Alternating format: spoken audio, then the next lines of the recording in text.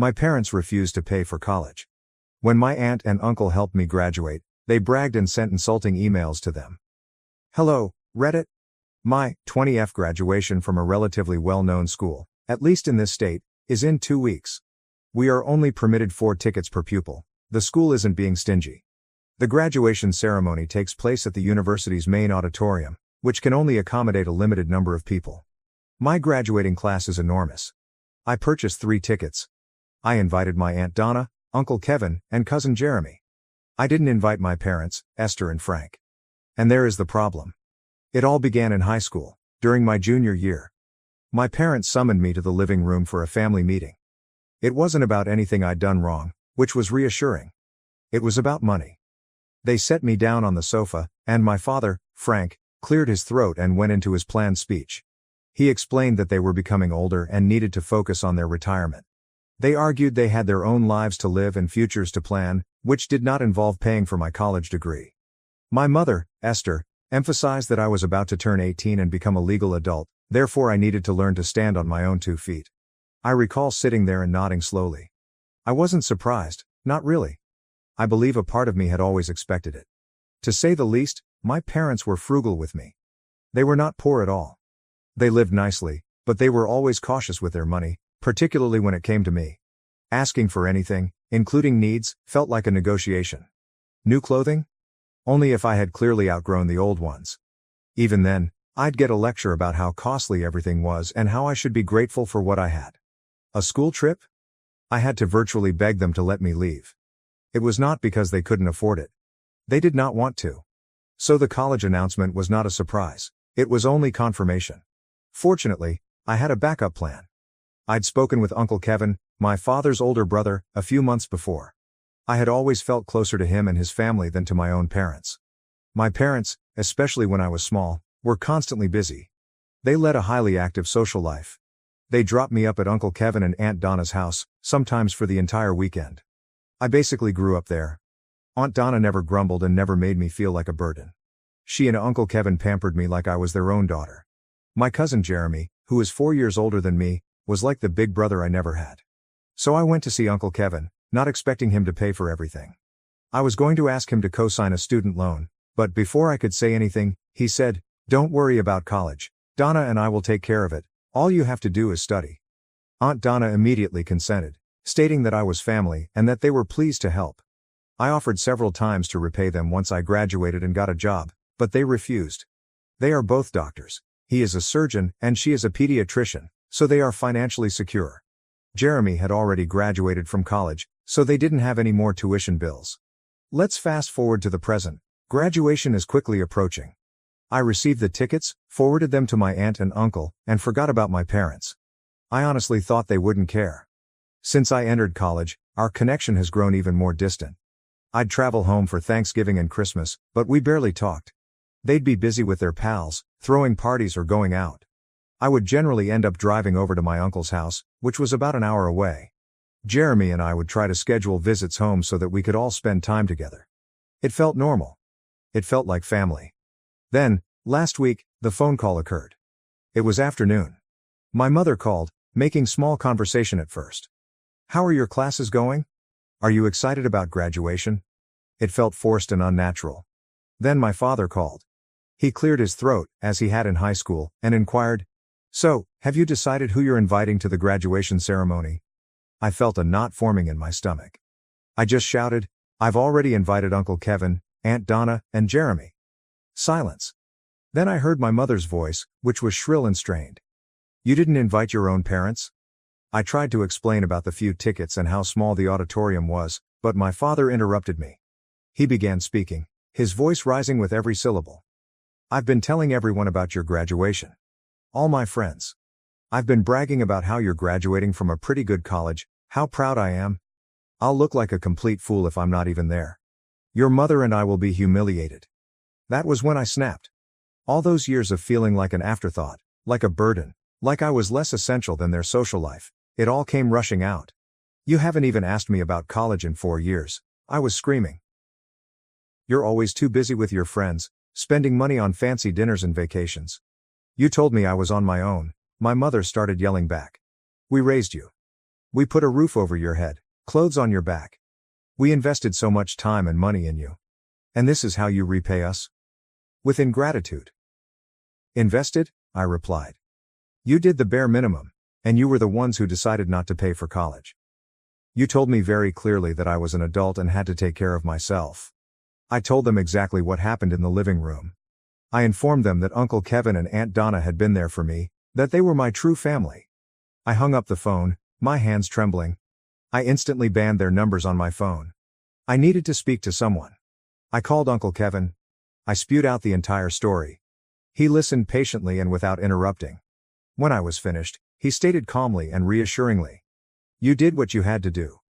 Don't doubt yourself for a second, kid. You're part of our family, and we're proud of you." 2 days later, I received an email from my father. It was a lengthy email, filled with excuses and backhanded apologies. He said that they didn't spend much money on me growing up because they wanted me to be humble and grateful. He explained that they had always believed we had a close and loving relationship and that all they wanted was for me to be independent.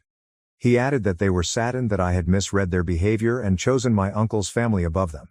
He begged me to unblock them and send them graduation tickets. He swore they would not put anything on social media and that they only wanted a chance to mend our relationship. He even had the arrogance to complain that I had invited my cousin, Jeremy, but not them. I felt deep down that it was all a ruse, that they were only attempting to save face. But it still stings. Aitia for not inviting my parents to the graduation ceremony. Edit. Several folks have asked for extra context. One query was why my parents were so concerned in bragging about my graduation. My college is quite prestigious. It is consistently regarded as one of the state's best business schools, and its alumni network is very active and prominent. I suppose graduating from there is a status signal in their social circles. Another question was why I stayed in contact with my parents for so long, despite their emotional distance.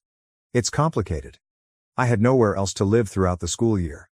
I know my uncle would have welcomed me with open arms, but I felt awkward asking. I did not want to be a burden. Staying in touch was motivated by a combination of obligation and habit. I was accustomed to being on the perimeter of their lives. It felt normal. And, truthfully, there was a small part of me that hoped things would change.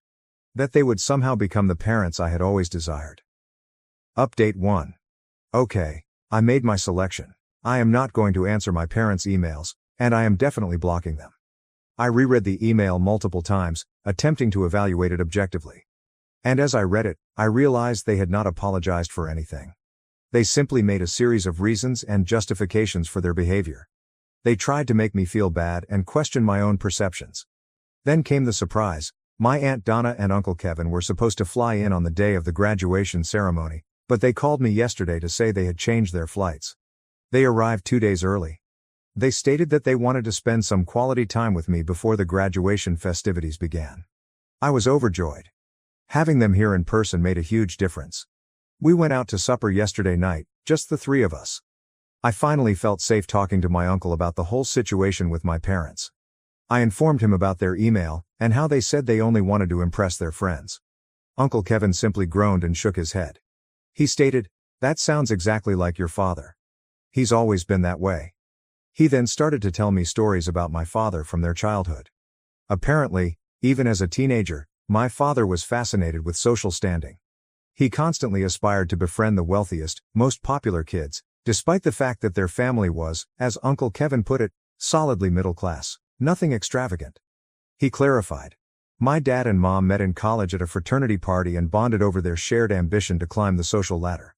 Uncle Kevin then became serious. He informed me that many of my father's current friends, the folks he is so eager to impress, are not exactly role models. He claimed to have heard reports about extramarital affairs, unethical business methods, and other such things. But they all kept the appearance of respectability, of being wonderful, happy families. He felt it was ridiculous that my father, at his age, cared so much about what these people thought, especially when it meant compromising his connection with his own daughter. Hearing all of this from my uncle, someone I totally trust, was quite reassuring. It confirmed what I had long suspected. My parents' priorities were totally distorted. They prioritized looks above actual relationships. Any remaining shame I felt had vanished. Graduation is in 3 days. I'm trying not to worry about what my folks might do. I'm hoping they'll stay away and know they've lost. But a part of me is prepared for some sort of public spectacle. Some try to shame me or manipulate the situation. Update 2, Graduation Day. It has finally arrived. The ceremony itself was beautiful. Everything I hoped for. I walked across the stage, shook the dean's hand, accepted my diploma, and felt an incredible sense of success. My Aunt Donna, Uncle Kevin, and Jeremy, who came just in time for the ceremony after working all night to finish a work project, were the loudest cheers in the audience. I saw them gleaming with pride. It meant everything to me. Following the ceremony, we took the required photos. I wore my cap and gown with my aunt and uncle, Jeremy, and others of my classmates.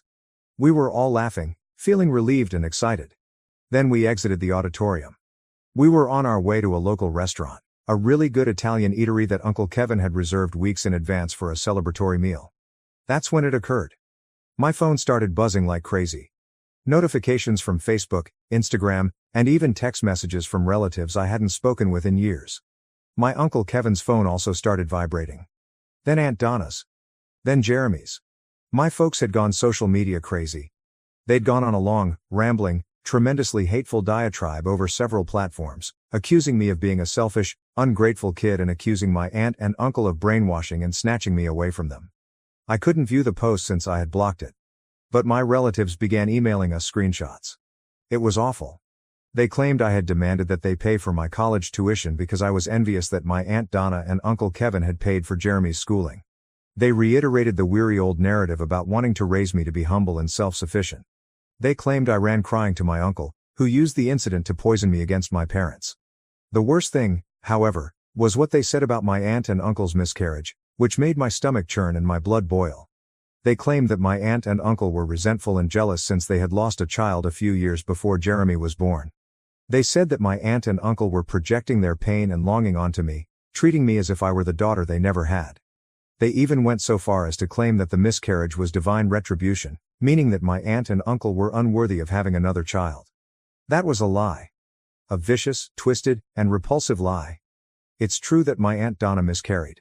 It occurred some months before I was born. They didn't know the baby's gender, but my aunt always suspected it was a girl. When I was born, they were pleased. They have always been really kind, caring, and supporting. It was beyond comprehension to witness my parents weaponize that tragedy, attacking my aunt and uncle and attempting to make me feel guilty. I stood on the pavement outside the restaurant, shivering with wrath and astonishment. I wanted to unlock my parents and expose them for the disgusting monsters they were. But Uncle Kevin stopped me. He placed his hand on my arm. "Don't," he insisted, his voice calm but firm. "Don't give them the satisfaction. They want a reaction. They want to drag you into the mud with them. Don't let them." He said he'd handle it. He stated he will call his lawyer and look into legal alternatives. He added that everyone in the family knew what my father was like, and that no one would take the role seriously. They sent us screenshots out of astonishment and contempt, not because they believed any of it. We headed into the restaurant. I tried to forget about it and focus on celebrating my accomplishment. It was difficult, but my aunt, uncle and Jeremy tried their best to distract me. They told some funny stories. They prepared toast. They kept the discourse lighthearted and upbeat. They reassured me, in their own quiet ways, that I was loved, supported, and part of their family. I'm not sure if my parents ever took the post down. I do not care. I haven't checked and won't. Update 3. It's been a little more than 2 weeks since graduation and the social media frenzy. Life has calmed down somewhat. I've been entirely absorbed in the job search. Sending out resumes, writing cover letters, and attending interviews. It's been a tough process, but it's a nice break from the family drama. I'm still residing at my Uncle Kevin's house. Obviously, returning to my parents' residence was not an option. Staying with my aunt and uncle has been a lifesaver. We eat supper together most nights and watch movies on weekends, just being together in this comfortable, supporting way. It feels like how a family should be. I found out indirectly, via a chat between my Aunt Donna and one of my cousins, that my Uncle Kevin did, in fact, contact my father following the social media posts. It was not a casual phone call. It was a formal communication between lawyers. My uncle, who knows a lawyer who specializes in defamation cases, had a letter written threatening legal action if my father didn't immediately remove all of the posts and give a public apology. Apparently, my father tried to bluster and argue at first, but when he realized my uncle was serious, he backed down. The post disappeared. There was no apology, of course, but I wasn't expecting one. You'd assume that was it, right? That my parents would eventually realize they had gone too far, that they had destroyed the bridge beyond repair? You would be wrong. A few days ago, I got another email. Naturally, I was on guard. Following the graduation incident, I became extremely cautious about checking sender addresses before opening anything. This one came from a fresh email account that I did not recognize. The subject line was simply, "We need to talk, Mom and Dad." My first instinct was to delete it, block the sender, and pretend nothing happened. But curiosity, that insidious little voice, got the best of me. I told myself I only wanted to see what they would say once everything had transpired. I opened the email. It was shorter than the previous one, but equally manipulative. They began by expressing their extreme disappointment in my behavior. They accused me of ungratefulness and rudeness. They reinforced their assertion that my Uncle Kevin and Aunt Donna were influencing me and did not have my best interests in mind. Then they changed strategies. They said they'd been speaking with a family counselor, which I strongly doubted, and that the counselor had suggested they try to reach out to me one last time to give an olive branch. They offered to pardon me for my faults if I agreed to meet with them in person to discuss our concerns. They advised us to meet in a neutral area. They even suggested a certain day and hour. I didn't respond. I didn't even consider it. However, in a moment of weakness, I did not immediately block the email address. I told myself I was only exploring my alternatives and getting information. It was a stupid error. 2 days later, another email came from the same address. This one was different. This one was awful. The subject line said, "Disappointed in you, Mom and Dad." I paused. But once again, morbid curiosity won out. I opened it. It began with the usual accusations. That I was ungrateful, disrespectful, and had been brainwashed by my uncle and aunt. But then things took a dark, unsettling turn. They said that my uncle's threat of legal action was proof that he was hiding something. They stated that he and my aunt were unstable and unsuited to be with me. They then rehashed the horrifying story about my aunt's miscarriage. They said, and I'm quoting here, "The only reason they lost their baby was because they weren't the right kind of people to have a girl. God made your aunt have that miscarriage because he knew they weren't fit to be parents. They instructed me to wake up and come home before it's too late." This time, I did not hesitate. I slammed my laptop closed. I instantly banned the email address. Then I did something I hadn't done in several weeks. I cried. Not silent, dignified weeping, but hideous, gasping sobbing. I haven't informed my Uncle Kevin or Aunt Donna about the new email. I cannot bring myself to do it. I understand how much that would hurt them. They've been quite kind. I do not want to burden children with my parents' toxic hostility. I'm keeping it to myself for now, but it's eating away at me. I feel the need to accomplish something, but I'm not sure what. Update 4, it's been several months now. The best news, I got a job.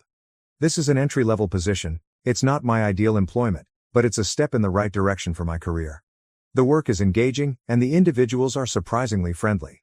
My direct supervisor is a young woman in her late 20s, and she has been quite encouraging and helpful. And I moved out of my Uncle Kevin's place. That was a major stride. I've been feeling a little bad, as if I'd overstayed my welcome, despite their insistence that I hadn't. I found a little one-bedroom apartment in a neighborhood around 15 minutes away from my uncle and aunt's house. The first several nights felt odd. I was used to the sounds from my uncle's place. My apartment was quiet, but I'm adjusting. I purchased some inexpensive furniture from a thrift store, placed some posters on the walls, and began to make the space feel like home. I even adopted a scruffy little tabby cat. He's been an excellent companion, a furry little ball of chaos that keeps me entertained. I still see my Aunt Donna and Uncle Kevin on a regular basis. I come over for dinner at least once a week, sometimes more. My parents, however, remain silent. I haven't heard from them since the last hateful email. I blocked them on every platform I could think of, including email, social media, and phone. I've even considered changing my phone number just to be safe. I've heard through the family grapevine, my cousin Jeremy keeps me updated, much to my aunt's dismay, that they're continuing to live their lives as if nothing happened. They're still attending their fancy dinner parties, posting carefully curated photos on Instagram, and pretending to be the ideal happy family. I suppose some things never change. I have also started seeing a therapist. In fact, Uncle Kevin made the suggestion. He noticed that I was still struggling, despite getting the job and moving out. He gently suggested that speaking with a professional would help me process everything that had happened. I was hesitant at first. I'd always been a private person, not one to express my emotions easily. But I trusted my uncle and knew he was correct. I'm focusing on creating my own life. I'm concentrating on my career. I am concentrating on my furry little companion cat. Reddit, I appreciate everything you've done for me. Now to the next story, story 2. I suspected my wife was planning a divorce, so I moved my assets. 2 weeks later, she filed, then backtracked when her plan backfired. Hello everyone, before we start today's video, I need your help. We've noticed that the channel is losing traction, and subscribing is one of the best ways you can help us. It's quick, free, and allows us to continue bringing you great content. Your support means everything. Let's keep this channel growing together. Thank you very much. Now, let's begin the video. Hello people. I've been skimming through the posts here for a while, believing I'd never have my own tale to tell. However, life has a way of shocking you, and I've been lugging this about for months. I need to let it out. Let me be clear, I've never been the sort to jump to conclusions or assume the worst. My wife, let's call her M, and I have been together for 6 years and married for 4. Things were solid, or so I thought. We experienced the typical ups and downs, but nothing that made me think, oh, there's a problem here. In reality, throughout the majority of our relationship, we were that couple, completely committed colleagues. We laughed at stupid inside jokes, argued for hours about which movie to watch, and had a cadence that just worked. She'd organize elaborate date nights, and I'd treat her to her favorite takeout after a long day. It felt effortless. As if we had figured out the whole love thing. That is why what occurred next struck me like a ton of bricks. The shift around 6 months ago, things began to alter. At first, it was minor details. Things you'd likely miss if you weren't paying attention. She began carrying her phone everywhere, even when she was only going to the kitchen or folding clothes. Before this, her phone would sit on the coffee table for hours, and she didn't mind who picked it up. One day I made this joke. "What, are you running some secret spy ring now?" She chuckled and added, "No, work's been emailing me a lot." Okay, fine. But, a few days later, she created a password. That one caught me off surprise because she had never used it before. When I casually inquired why, she responded something vague about security and hackers. I didn't press it since I didn't want to appear paranoid, but it simply felt off. And it did not end there. She began taking calls outside the room, which she had never done before. It wasn't subtle either. Her phone would ring, and she'd say, "Oh, let me just grab this real quick," before disappearing into the bedroom or outside on the porch. If I inquired who it was, she would just say, "Just a friend from work." Then I noticed a new habit. Keeping her phone face down on the table. I had no idea that was a thing until I reached over to give her something and she hastily moved her phone out of the way. It was one of those blink and you miss it moments, yet it stayed with me. Growing distance. However, it wasn't all about the phone. She started to feel distant. Conversations that used to flow easily now felt like pulling teeth. If I brought up future plans, such as where should we go for our anniversary? Or, do you think we should start saving for a new car? She'd simply nod and say, "Yeah, we'll see," before shifting the subject. It all came together for me on a random Wednesday. She informed me that she was seeing a buddy for coffee after work. It didn't sound strange, she does that occasionally. I happened to be running errands in the same area, so I figured, why not surprise her? It will be cute. When I arrived, however, she was not with her friend. She stood outside the cafe, walking back and forth, her phone placed against her ear. I remained in my car because something about the way she spoke seemed serious. I didn't intend to eavesdrop, but I overheard phrases like, "It's almost ready," and "starting fresh soon." My stomach sank. I couldn't figure out what she was saying, but it didn't sound like job or friend conflict. It sounded grander, like something she had planned. When she returned home, I asked her how her coffee date went, attempting to maintain a casual tone. She told me a complete narrative about her pal complaining about her boyfriend. It was such an unexpected comment that I just gazed at her for a second. "What do you mean?" I inquired. She shrugged. "I just think we should have everything in one place. You know, like all our account info, passwords, documents, that kind of thing, just in case of emergency." I wasn't sure what to say. This was something we'd never discussed before, and the timing seemed strange given everything else I'd noticed. "What kind of emergencies?" I inquired, attempting to keep my tone casual. She shrugged again. "It's just smart, isn't it? What if something happens to one of us? Or what if we need to make a big financial decision quickly?" Her argument made sense on the surface, but something about the way she expressed it made me nervous.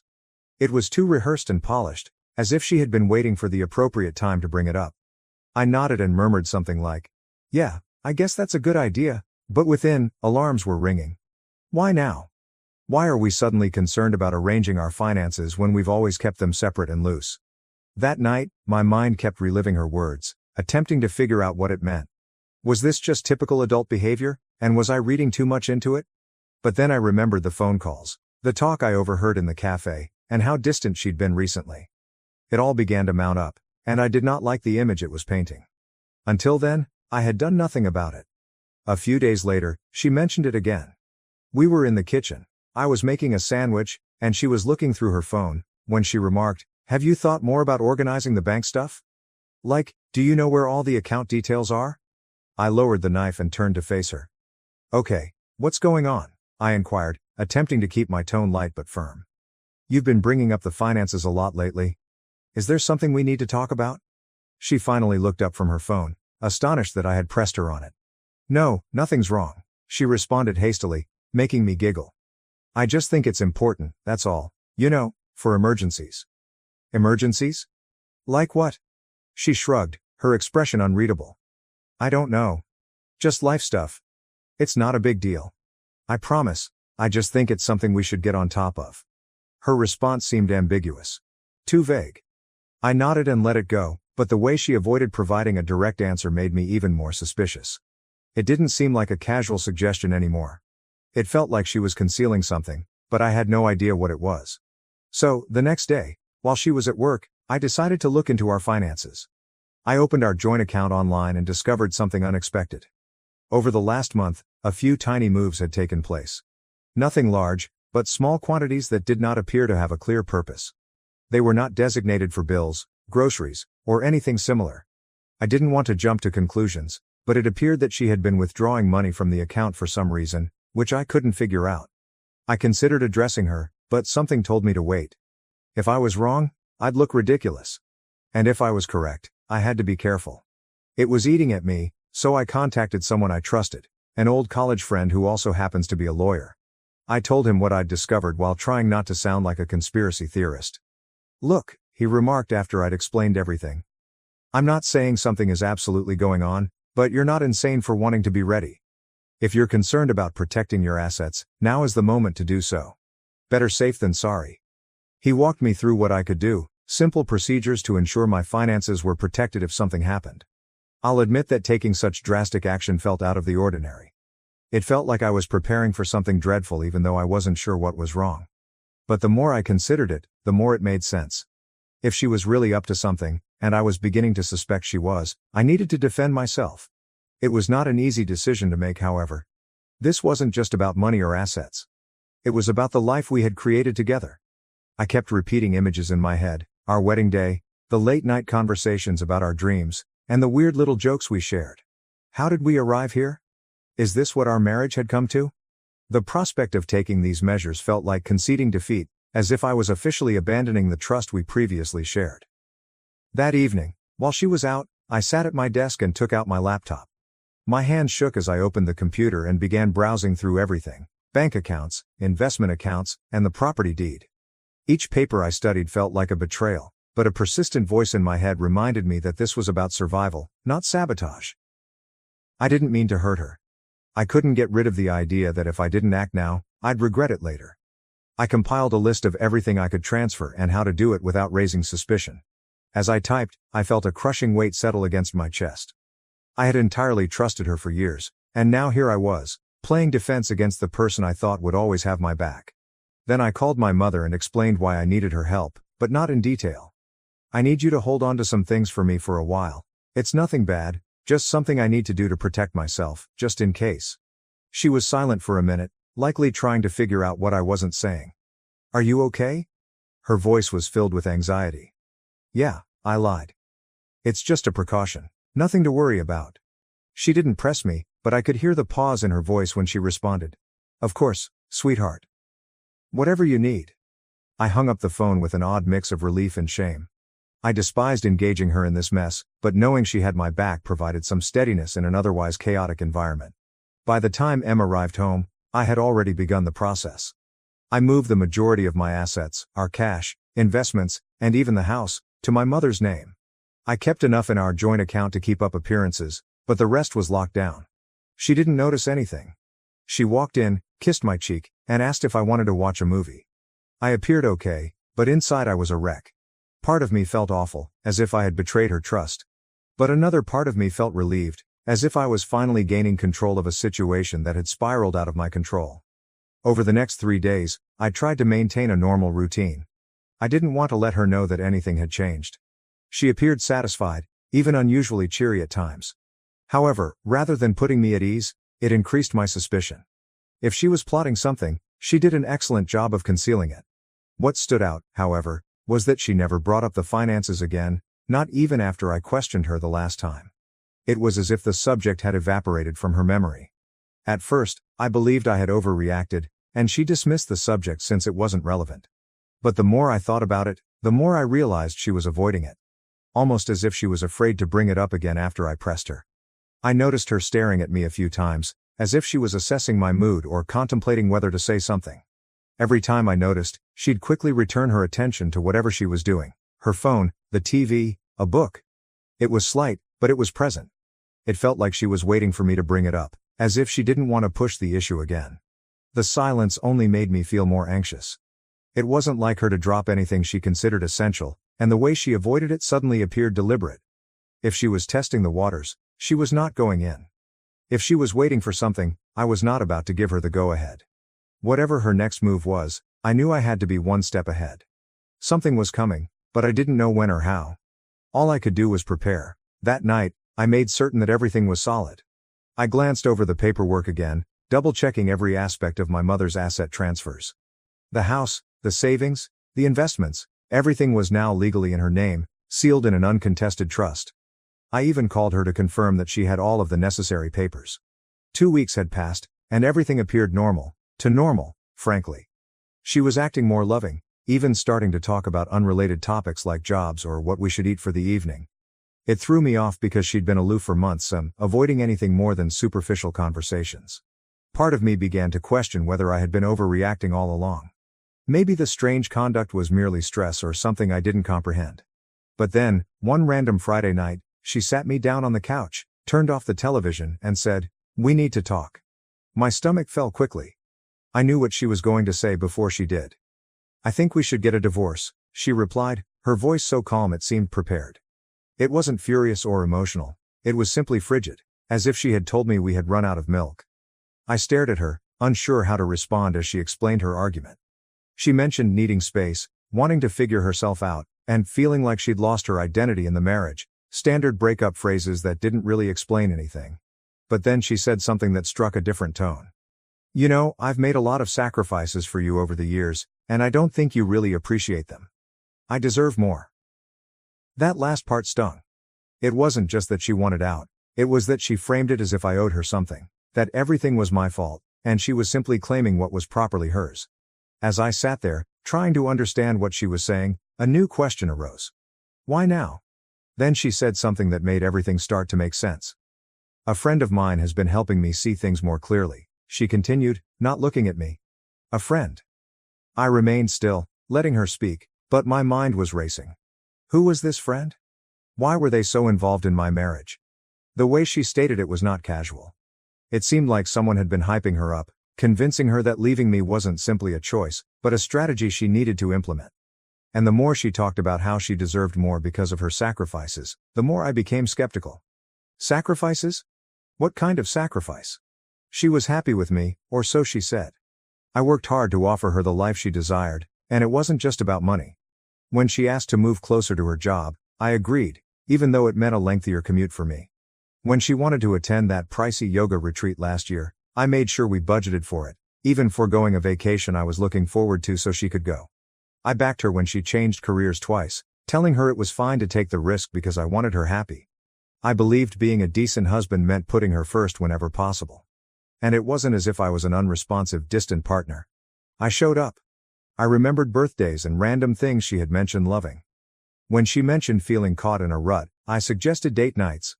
I listened to her complain about her job, friends, and family. I didn't always get it right, but I did try. That's why her "I deserve more" line hurt so much. I didn't even consider buying it. She was not upset due to anything I did or did not do.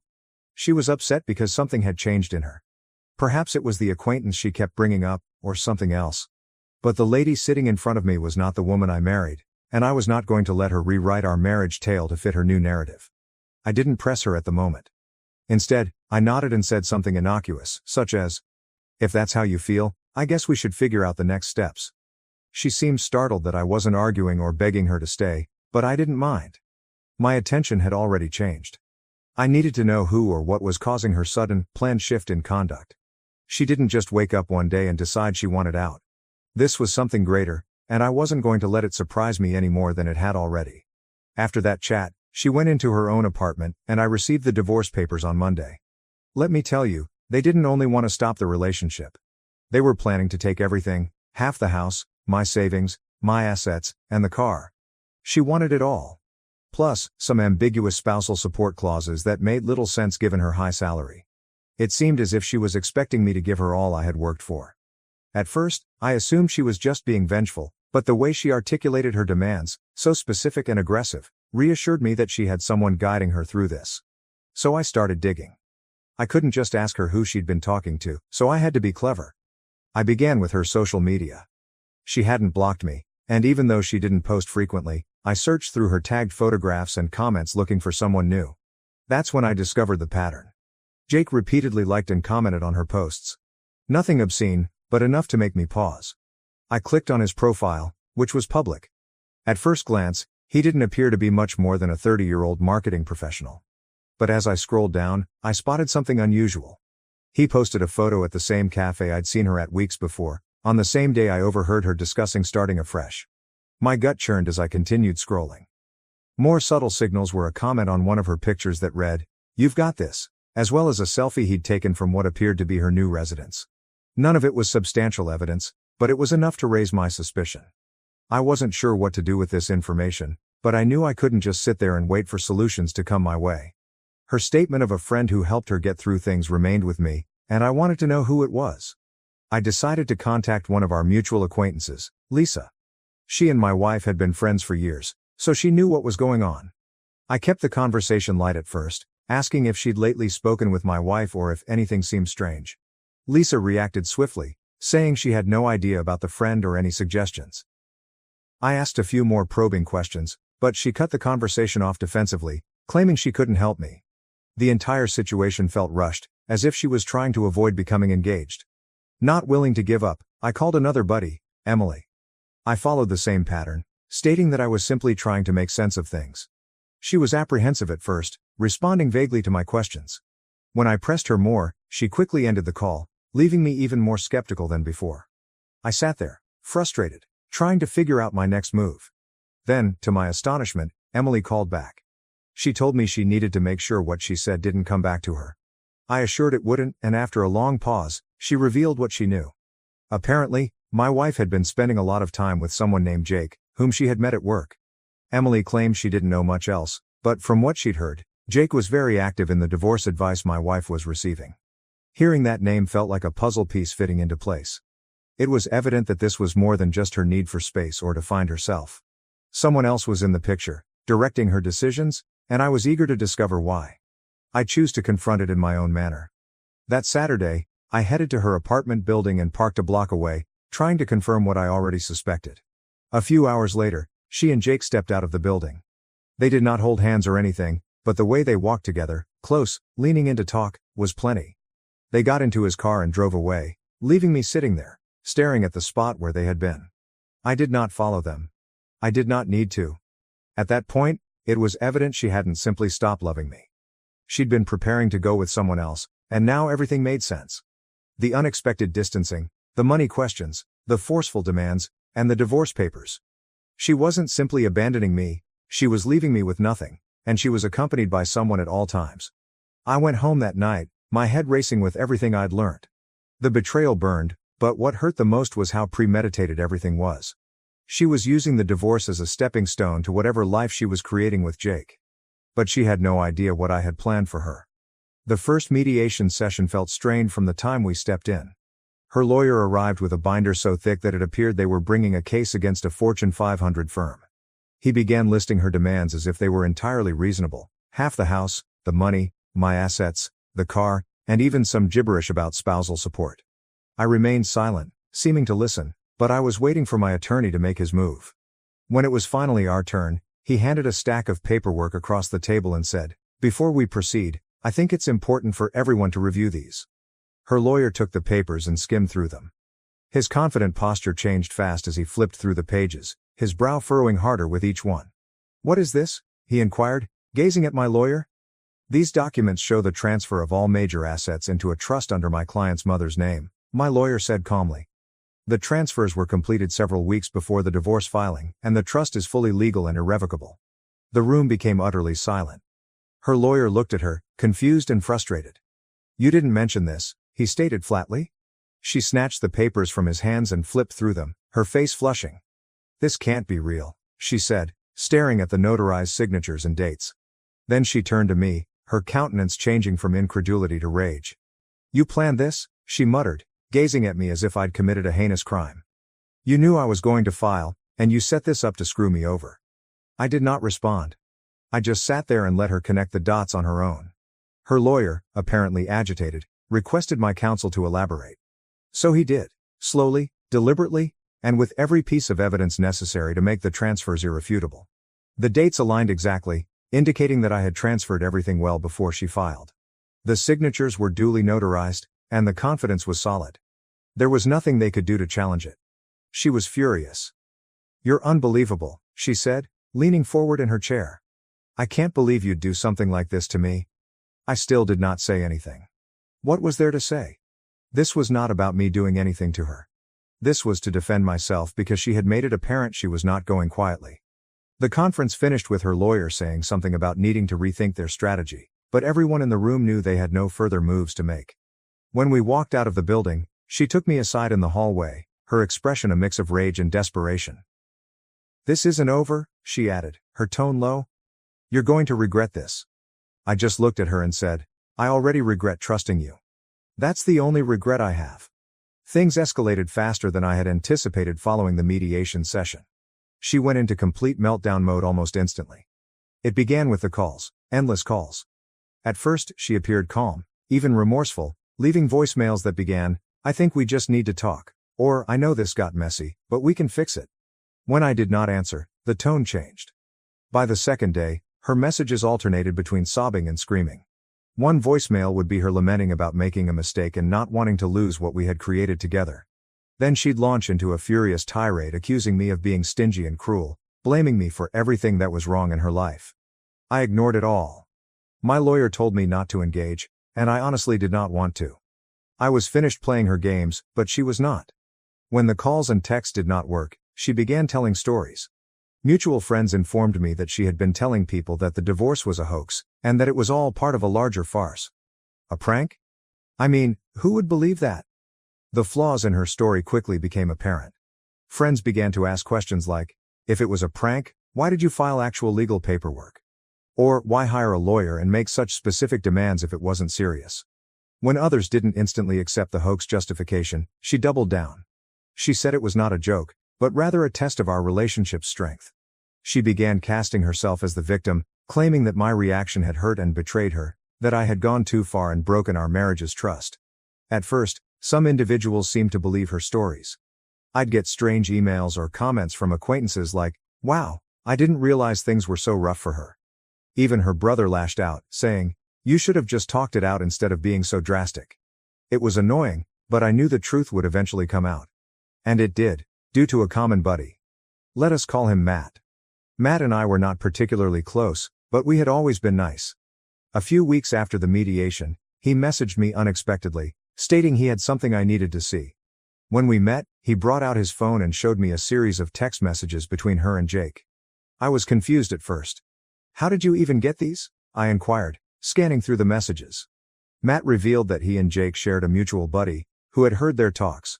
Apparently, this common acquaintance had grown concerned about the way things were going, especially when Jake began gloating about how he was assisting her in securing her future. It didn't take long for that common buddy to figure out what securing her future really meant, trying to bleed me dry.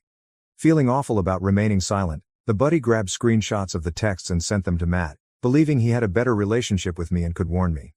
"This guy's been playing both sides," Matt replied, shaking his head. He's been hyping her up to take you for everything while making her believe he'd be there for her afterward. Matt gave me the texts and said, I thought you should know. You don't deserve this, man. The texts were terrible. She wasn't just ranting to Jake about the divorce. She was actively planning her future steps with him, and he was guiding her through them.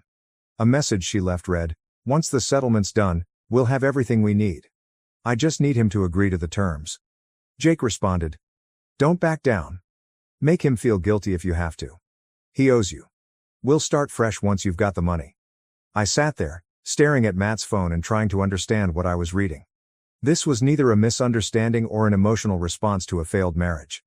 This was a cold, deliberate manipulation. I thanked Matt and he left, but my thoughts were racing. Everything made sense now, her abrupt isolation, her fixation with our finances, and her harsh demands throughout the divorce. It was all part of a plan, one she had been developing with Jake behind the scenes. The text soon circulated among our mutual friends. Matt shared them with a few friends, and they quickly spread. Her story suddenly ceased to be credible. People who had previously been indifferent or even supportive of her began to distance themselves, and the change was nearly immediate. People who had previously defended her or remained neutral suddenly recognized her for who she truly was. Even her closest allies started to distance themselves. By the time the divorce was finalized, she had only her personal things. Her lawyer quietly dismissed her complaint after recognizing there was no legal basis to stand on. All of those bold requests had crumbled under the weight of the documents I had produced, and the trust I had established with my mother was unbreakable. Jake seemed to vanish as soon as things began to unravel. I wouldn't be surprised if he used her as much as she did me. From what I could tell, he'd been feeding her fantasies of independence and a new beginning, but the moment it became evident she wasn't going away with anything, he was gone. Without Jake in her corner, her confidence plummeted. The calls and texts continued, but they became increasingly desperate. She was not accusing me anymore. She begged. Can we just talk, please? I'll do anything to fix this. One voicemail stated. A different opinion. You don't have to forgive me, but can't we just settle this and move on? I'll drop everything if you just talk to me. I did not respond. I could not. It was too late to reverse the harm. Even her family began to drift away. Her brother contacted me at one time, apologizing for some of the things he had said before when he believed her side of the story. I didn't know what she was doing to you, he said. I'm sorry I ever took her word for it. As for me, I received the house, my savings, and something I hadn't experienced in a long time. Peace of mind. My mother, as usual, was my rock. She arrived with buckets of paint and a list of suggestions to help me reclaim the area as mine. Now, life feels like it's mine again. No more second-guessing every small interaction. No longer feeling betrayed. Just peace. She is a chapter from my history that I no longer read. And the remainder of the story is entirely up to me to write. Now to the next story, Story 3. After my parents refused to help babysit and compared my children to my sister's kids, I stopped helping them with free house repairs. The following day, my phone burst. Thanksgiving was intended to be a time for family, excellent food, and a reprieve from reality, but it turned out to be a disaster. We were all gathered at my parents' new property, which I had spent the previous 2 months renovating for them. They had asked me to do it, so I accepted. New floors, plumbing repairs, repainting, and electrical work, I spent every free hour there, covered in dust and sweat, ensuring that everything was flawless. Meanwhile, they sat peacefully in their flat, waiting for the house to be completed. I did not complain.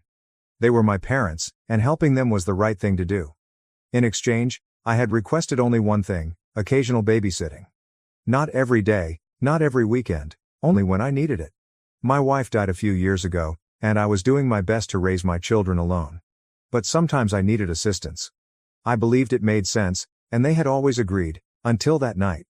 We were in the middle of supper when my father laid down his fork and said, "We're not going to babysit your kids anymore." I assumed he was kidding, but his expression was serious. The table became quiet. Then he went on to imply that they were exhausted, that my children were too much, and, worst of all, compared them to my sister's children. He mentioned how well-behaved, quiet, and easy they were, unlike mine. I looked over to my sister. She didn't say anything, just sat there smiling. Something inside of me twisted. I'd spent 2 months fixing up her house for free. They had never had to lift a finger, and now they were telling me that my children, were a burden to them, that they weren't as good as my sisters. I took a big breath and tried to hold it together. Then I said, "Really? I'll stop fixing your house." There was silence. My father just looked at me like I had hit him. My mother stepped in and tried to smooth things over. She started talking about how I didn't realize how difficult it was for them, and how much they had done for me. She made it appear as if I was pushing them to do unpaid work, while in reality, I had barely asked for anything. Before I could react, several of our other relatives spoke up. They did not like it. One of my aunts remarked it was foolish to talk about my children in that manner, especially in front of them. Another uncle pointed out how much I had already done for my parents, thereby saving them thousands of dollars on repairs. My sister remained mute, soaking all the accolades for her wonderful children. I stood up. "Thank you for a great Thanksgiving dinner," I told you. "I'm extremely grateful for everything." I then turned to my children and informed them that we were going. We collected our coats and hurried to the car, leaving a table filled with startled expressions. That night, my children questioned me why their grandparents had said those things, and why they were constantly comparing them to their cousins. I moaned and stroked my cheek. The world isn't always fair, and sometimes grandparents aren't the nicest people. They gazed at me, expecting for more, so I made sure to express what was most important. "But I love you both more than anything." I went to bed, weary. I had no regrets, but it hurt nonetheless. The next morning, I had 52 missed calls from my parents. When I saw 52 missed calls, I assumed something horrible had happened. My stomach dropped. I instantly called my mother back, half expecting to hear about an emergency. Instead, as soon as she answered the phone, she began ranting as if I had personally set fire to her home. "John, you need to come over right now," she urged. I frowned. "Why? What happened?" She skirted the question and insisted that I come over. My father also got on the phone, his tone tense but controlled. "Just come, John. We need to talk." I was not foolish. I knew exactly what this was about, but I knew I had to leave nonetheless. My children still had some belongings in their house, and I did not want to leave them behind. So I informed them that I'd be there in an hour. When I got inside their flat, I knew things hadn't calmed down overnight. My mother was pacing. My father was standing in the kitchen with his arms crossed, and my sister, who had seemingly decided to become even more involved, was seated on the couch, as if she were moderating a presidential discussion. It began immediately as I closed the door behind me. My mother leaped in first. "John, don't you think you overreacted?" I stared at her. "Overreacted?" My father jumped in. "Look, we're sorry if we hurt your feelings, but you can't just refuse to finish the house because of this." I nearly laughed. There it was. That was what this was all about, not the family or the children, but the house. I shake my head. "So, let me get this straight. You call my kids a burden, say they're too much for you, compare them to my sister's kids in front of everyone, and now when I say I won't do the work you asked me to do for free, I'm the problem." My mother placed her palm on her chest, as if I had just badly offended her. "That's not fair, John. We have done a lot for you. We took care of your kids for years." My sister has finally spoken up. "Mom, Dad, you really shouldn't compare the kids like that." For the first time, my parents seemed astonished. My mother blinked at her. "You don't think we were right?" My sister shrugged. "It's not about being right. You just shouldn't have said it in front of the kids. It's not okay." I must admit, I didn't expect her to say that. She wasn't exactly defending me, but she wasn't supporting them either. Instead of backing down, my father turned back to me. "John, we just want this to be over. You're not going to cut us off over something so small." I looked him dead in the eyes. "Watch me." My mother gasped, as if I had threatened to place her in a nursing home. My father began to say something else, but I was done. I went to the closet, got my children's clothes, and proceeded out the door. And that was when my mother said it. "John, you're being selfish." I paused. Selfish? After 2 months of free labor? After bending over backwards to help them? After never complaining about all the times they needed something from me? I turned around. Selfish? You want me to work on your house, but you won't even look after your own grandchildren. You want my time, my effort, my energy, but the second I need something, it's suddenly too much for you. My mother opened her mouth to respond, but I was finished. You don't have to babysit anymore, but I don't have to fix your house either. Then I walked out. That was only the beginning. Things worsened during the next few weeks. First, they attempted to force me to return. Then they attempted to guilt me. Then they begged, because they had a serious situation. Hiring professionals would cost a fortune, and the longer I ignored them, the more desperate they became. But, just when I thought they couldn't get any more manipulative, something happened that changed everything. For the first few days following the incident, I ignored their calls. I ignored their text messages as well, then began the guilt trip. First, my mother gave the typical, "We're getting old, John, we won't be around forever" spiel. Then my father wrote me a long note about family loyalty and how I was being unreasonable over a minor misunderstanding. Meanwhile, my sister remained relatively silent. I assumed she was trying to stay out of it, but at least she spoke up briefly during the debate. Then, about a week after Thanksgiving, I received a message from my father that made me laugh. "John, we forgive you? Can you come finish the house this weekend?" Forgive me? I did not even respond. That's when they changed their strategy. At first, they tried to bribe me. My mother called to say they'd start babysitting again if I finished the house. I told her no. My father then texted me that they'd be willing to help with the kids if I came over to talk things out. I told him no. Then they sent my sister to try. She called one night and began with light conversation, inquiring about my children. Then she spoke casually. "You know, maybe you should just finish the house. They're being stubborn, but it's probably easier if you just get it done." I laughed. "So I do free labor and in return, they insult my kids, and you think I'm the one who should back down?" She paused. "I mean, it's their house, John. They're just stuck in their ways. You know how they are." "I do. That's why I'm not doing it." She exhaled. "Look, I get it, okay? But they're never going to admit they were wrong. They're our parents." That struck me. She knew they were mistaken. She wasn't even attempting to dispute it, but she knew they'd never say it aloud. I told her I had to leave and hung up. That night, I considered everything. About how for years, I had done things for them without expecting anything in return. About how they had never showed me genuine appreciation. They acted as if it was my responsibility to help them but an inconvenience to help me. And I determined I was finished, completely. That was the night I blocked their numbers. 2 days later, my sister arrived at my place unexpectedly. I opened the door and noticed her standing there, looking embarrassed. "We need to talk," she said. I allowed her inside. She sat down at my kitchen table and stared at me for a moment. Then she sighed. "They called the contractor," she explained. It astonished me. "Good, so they finally got someone to do it?" She grimaced. "Yeah, but there's a problem." I waited. "They got scammed." I blinked. She nodded. "Dad hired some guy off Facebook because he was cheaper than a real company. Paid him up front and now he's gone. Took the money and disappeared." I couldn't help it. I laughed. My sister shot me a glance. "John, they lost $10,000. I stopped laughing. 10 grand? Wait, where did they even get that much money? "They borrowed some of it," she told me. "From family." That part took me off guard. "Who?" I asked.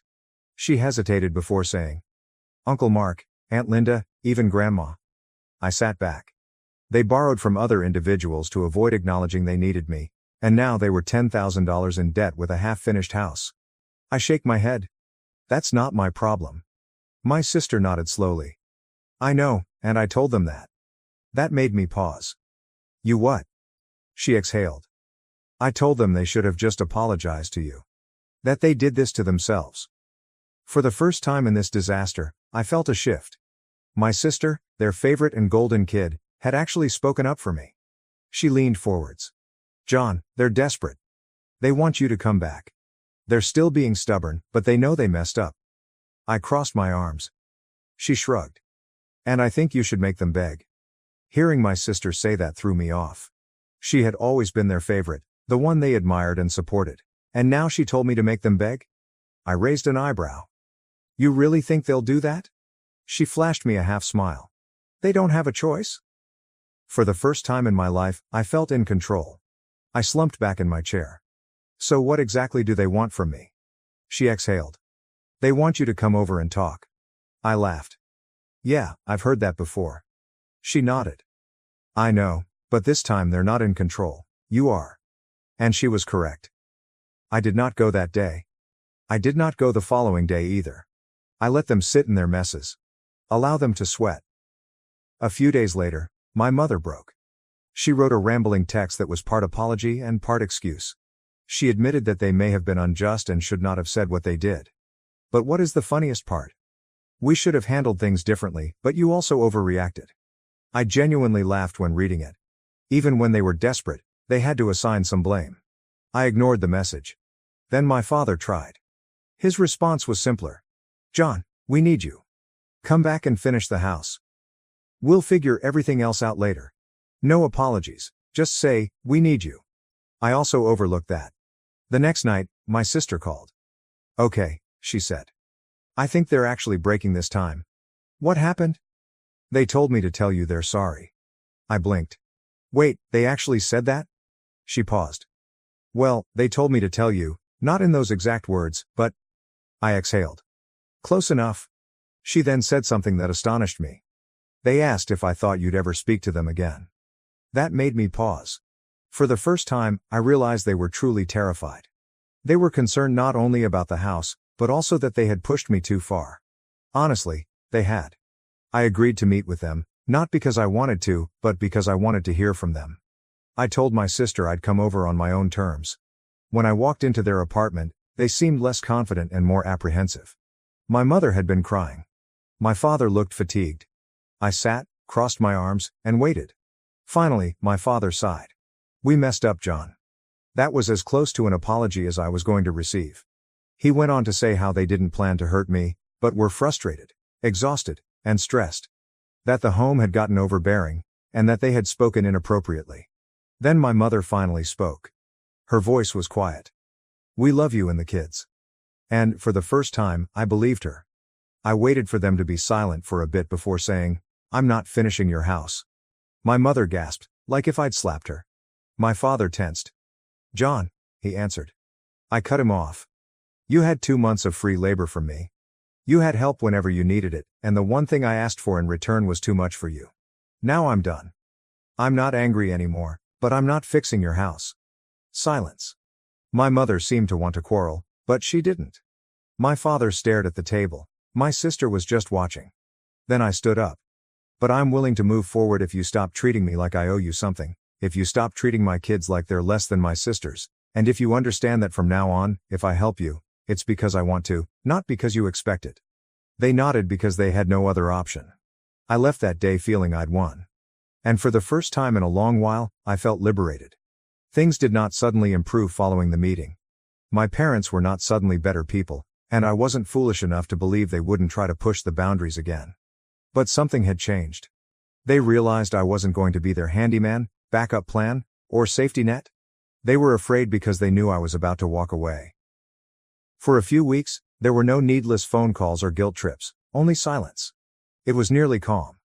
Then, one afternoon, I received a text from my mother. Can we take the kids this weekend?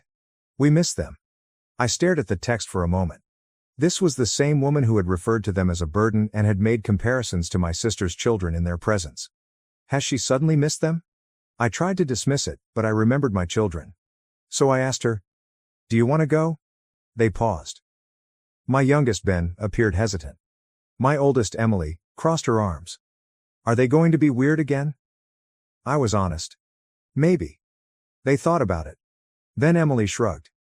I guess we can go. So I quickly said. Sure, I'll drop her off at 5. My parents were not the same that weekend when I dropped her off. My mother seemed extremely kind, as if she was trying too hard to show she wasn't the bad guy. My father was silent. I stayed for a few minutes, just enough to ensure my children's comfort. Then, before I left, my father pulled me aside. We really love them, John, he remarked. We just messed up. It wasn't a full apology, but for my father, it was as close as I could get. I just nodded. Good. Then don't mess up again. Later that night, I received a call from my sister. I have to tell you something, she said. Her voice conveyed seriousness. What is it? She exhaled. Mom told me something the other day about why she stopped babysitting. I sat upright. Because they were tired, right? She paused. No, that wasn't it. At least not the whole reason. I frowned. What was it? She took a deep breath. You were jealous, John. I blinked. Jealous of what? She paused. Of you. Of how much the family stood by you at Thanksgiving. Of how close you are with your children.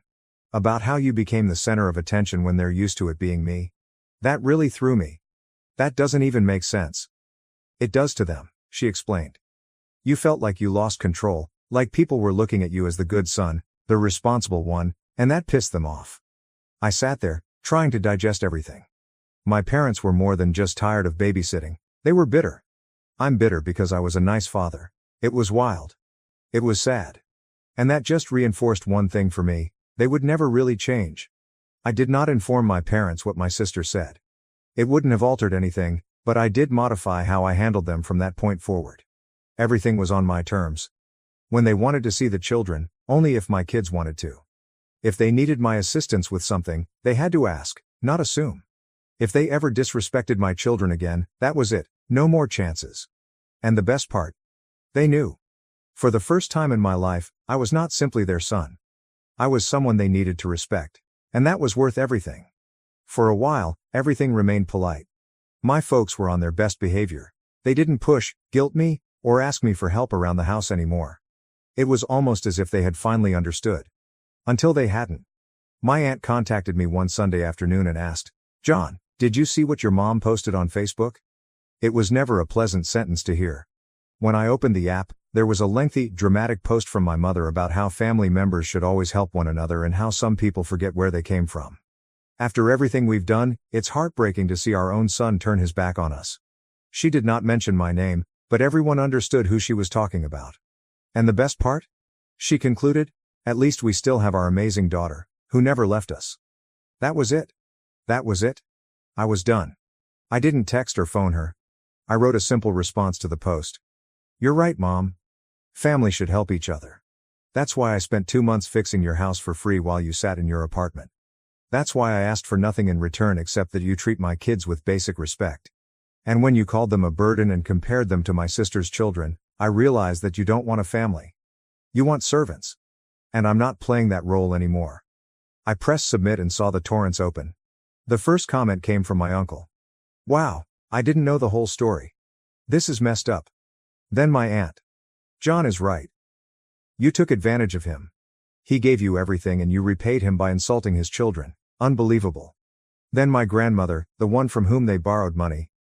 "You told me you needed the money because John refused to help you, but you never told me why. Now I see the truth." Comment after comment sided with me, and the best one came from my sister.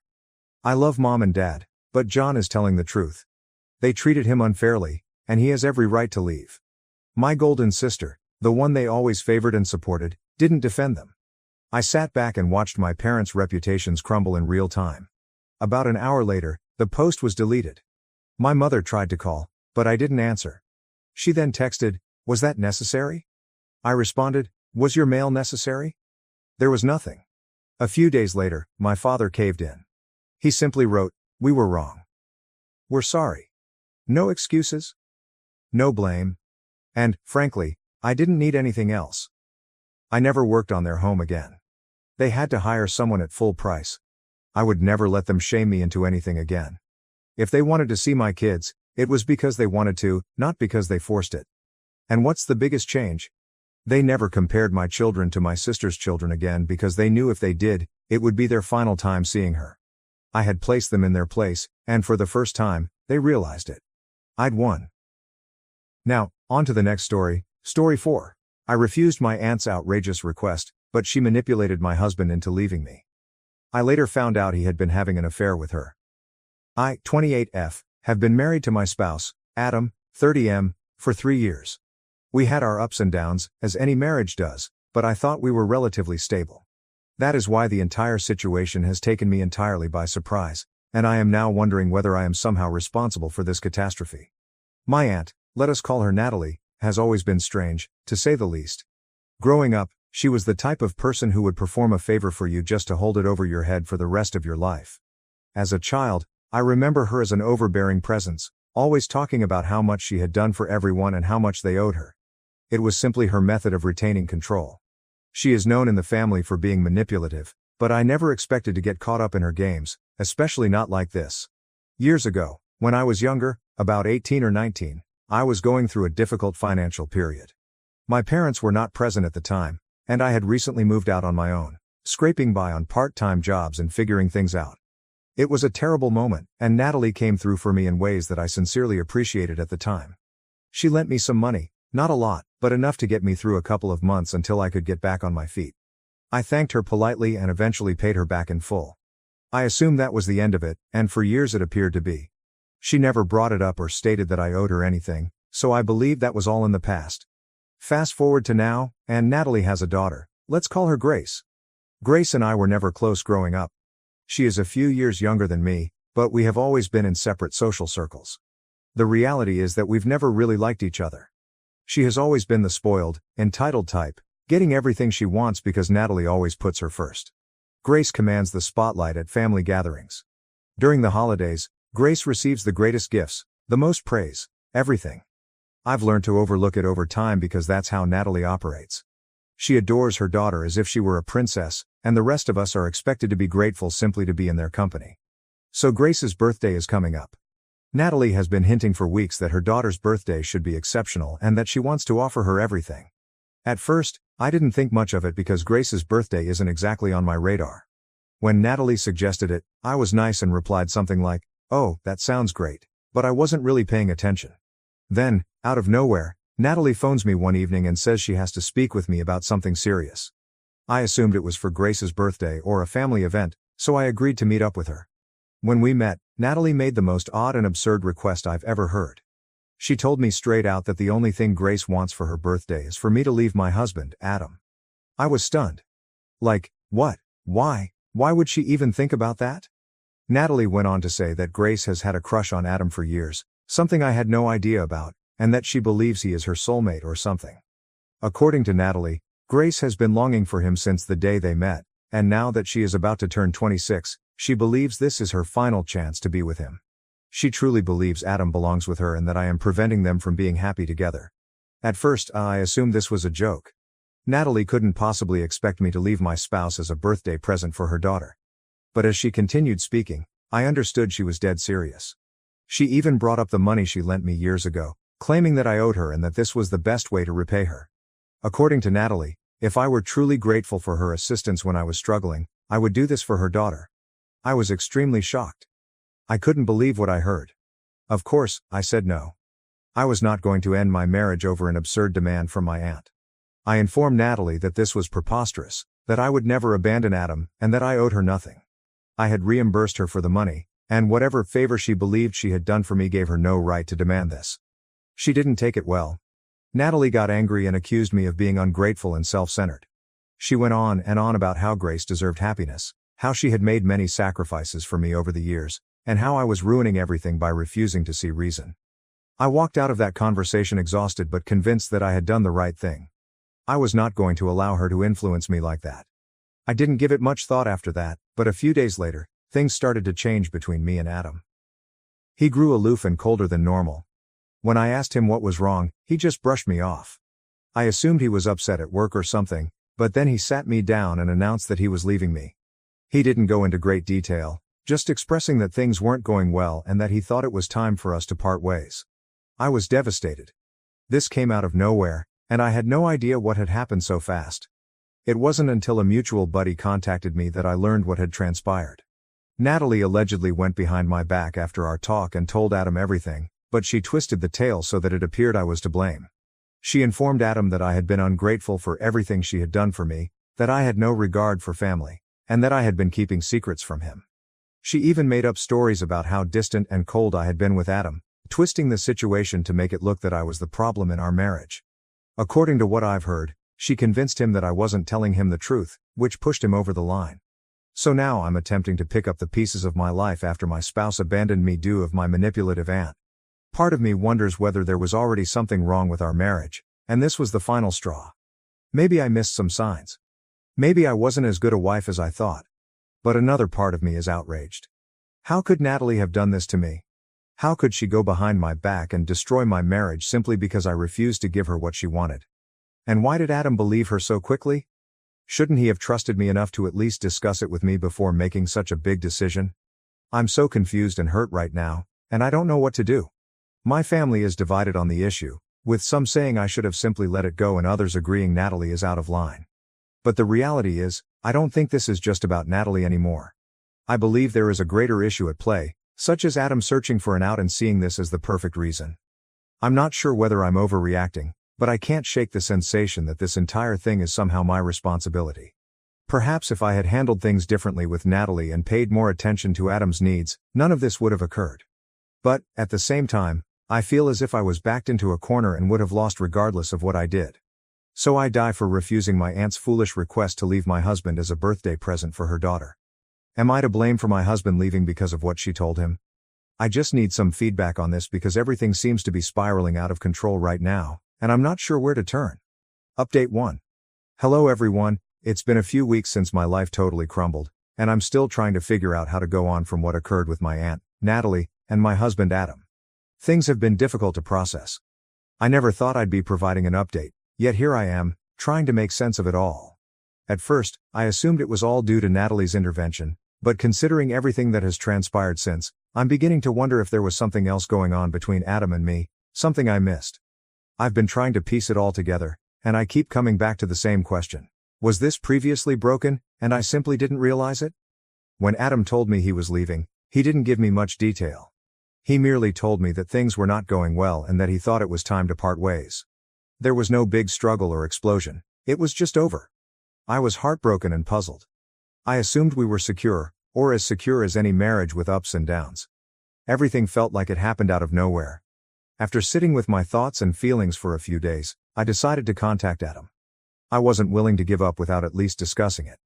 I texted him, asking if we could meet up and discuss what had transpired. I didn't get an answer straight away, and I spent the following 3 days in limbo, waiting for a response.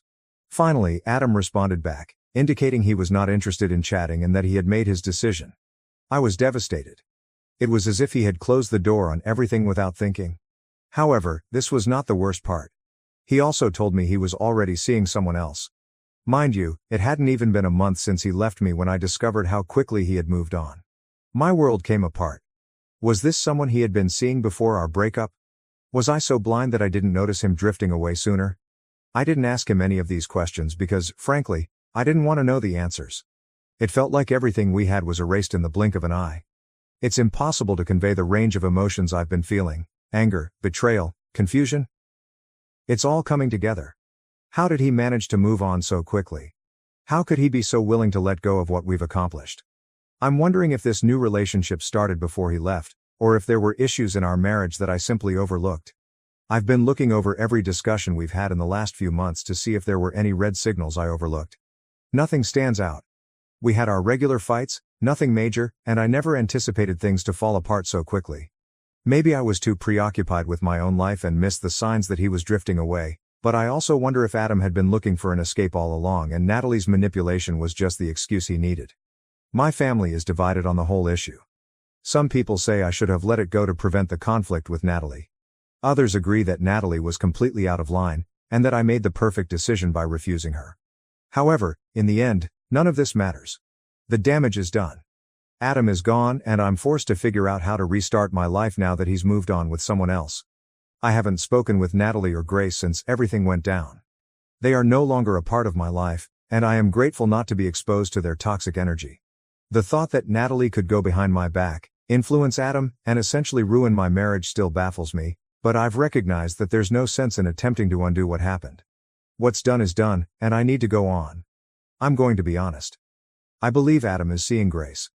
I mean, it just makes sense that Natalie wanted me to end my marriage so Grace and Adam could be together. So, perhaps that is what is happening. I don't know, but I want to find out. Regarding Adam, I wish I could say I'm over it, but I am not. I still love him, and I probably always will. But I know our marriage is over. He has moved on, and it is now my turn to do the same. It will take time for me to recover from this, and there are days when the pain is terrible. But I want to get past it someday. Update 2. Hello everyone, first and foremost, thank you so much for all of your support, guidance, and kind words on my last post.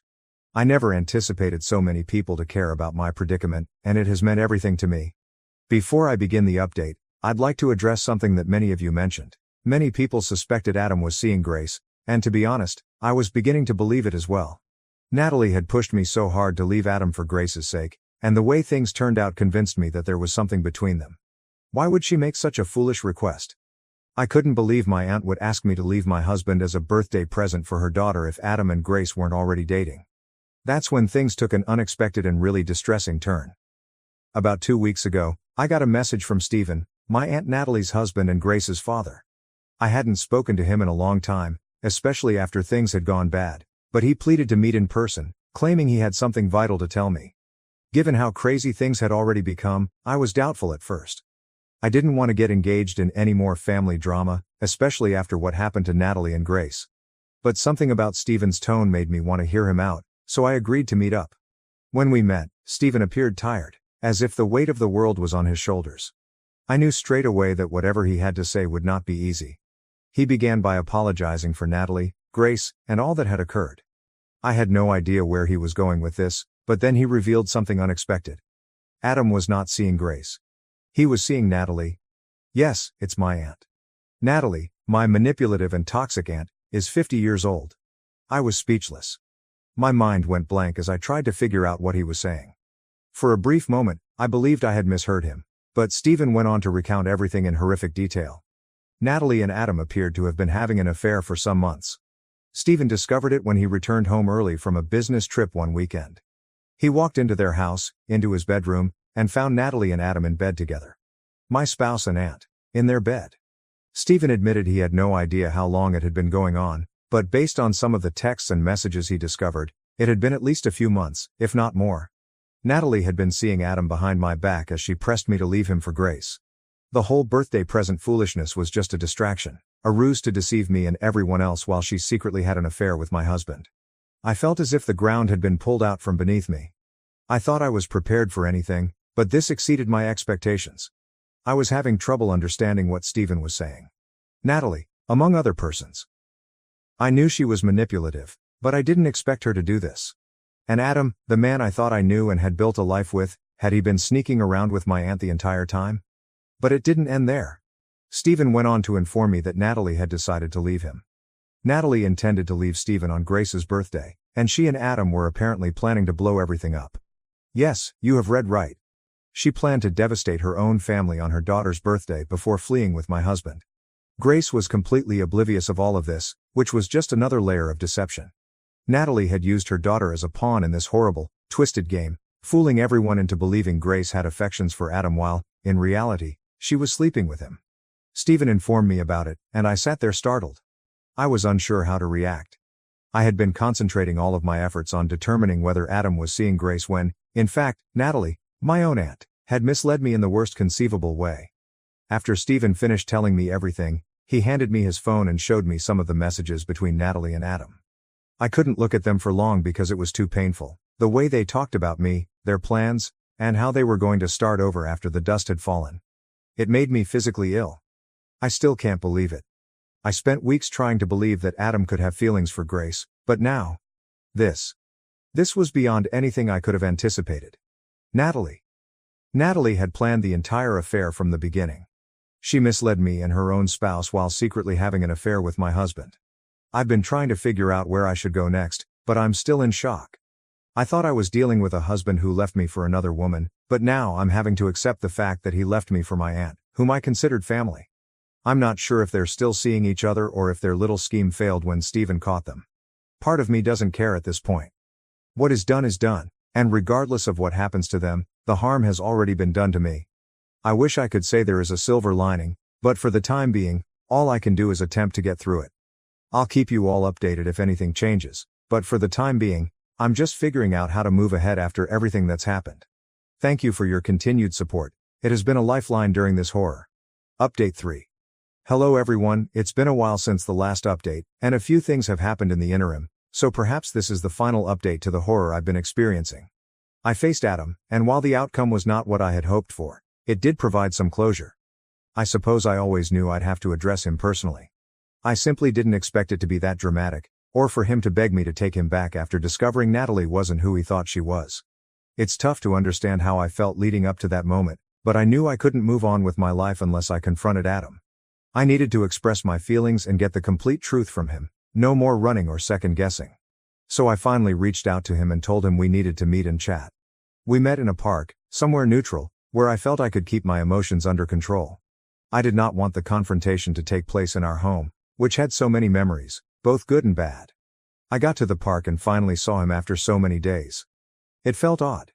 He looked fatigued, as if he hadn't slept in days, But I didn't care enough to ask him what had occurred or why he was so tired. I just went right to it. I assured him I knew everything. I informed him that I knew about Natalie and that she was the lady he had been fooling around with while I sat at home, trusting and loving him. The shock on his expression was not the same as when someone is apprehended. It felt more like shame. He couldn't look me in the eye for a time. He did not defend himself, which shocked me because I had expected excuses or an attempt to cover up. Instead, he simply nodded and confessed it. He verified everything. In some ways, it felt underwhelming. There was no rage or screaming, just a pitiful admission that he had damaged our marriage by having an affair. I had a lot I wanted to say. I had spent hours rehearsing this in my thoughts, but when the moment arrived, all I could say was, why?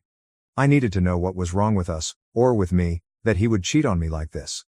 Adam began discussing how he was no longer pleased and how our marriage had become a routine. He mumbled something about being stuck, and Natalie helped him feel alive again. It felt like a punch in the belly. I couldn't believe he was using boredom as an excuse to wreck our lives. I stood there feeling disgusted. I informed him immediately that his selfishness had cost him everything. There were many other methods for him to deal with his feelings of being stranded. We could have sought therapy, taken a break, and communicated, but he decided to cheat on me, lie to me, and end our marriage. And that's when I informed him. I informed him that I was filing for divorce. I shouted it clearly and without hesitation, and a strange sense of power came over me. For the first time, I felt in control. I wasn't pleading with him to stay, nor was I forgiving him for his horrible decisions.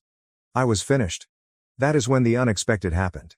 Adam, who had been so casual about the affair up until this point, suddenly broke down.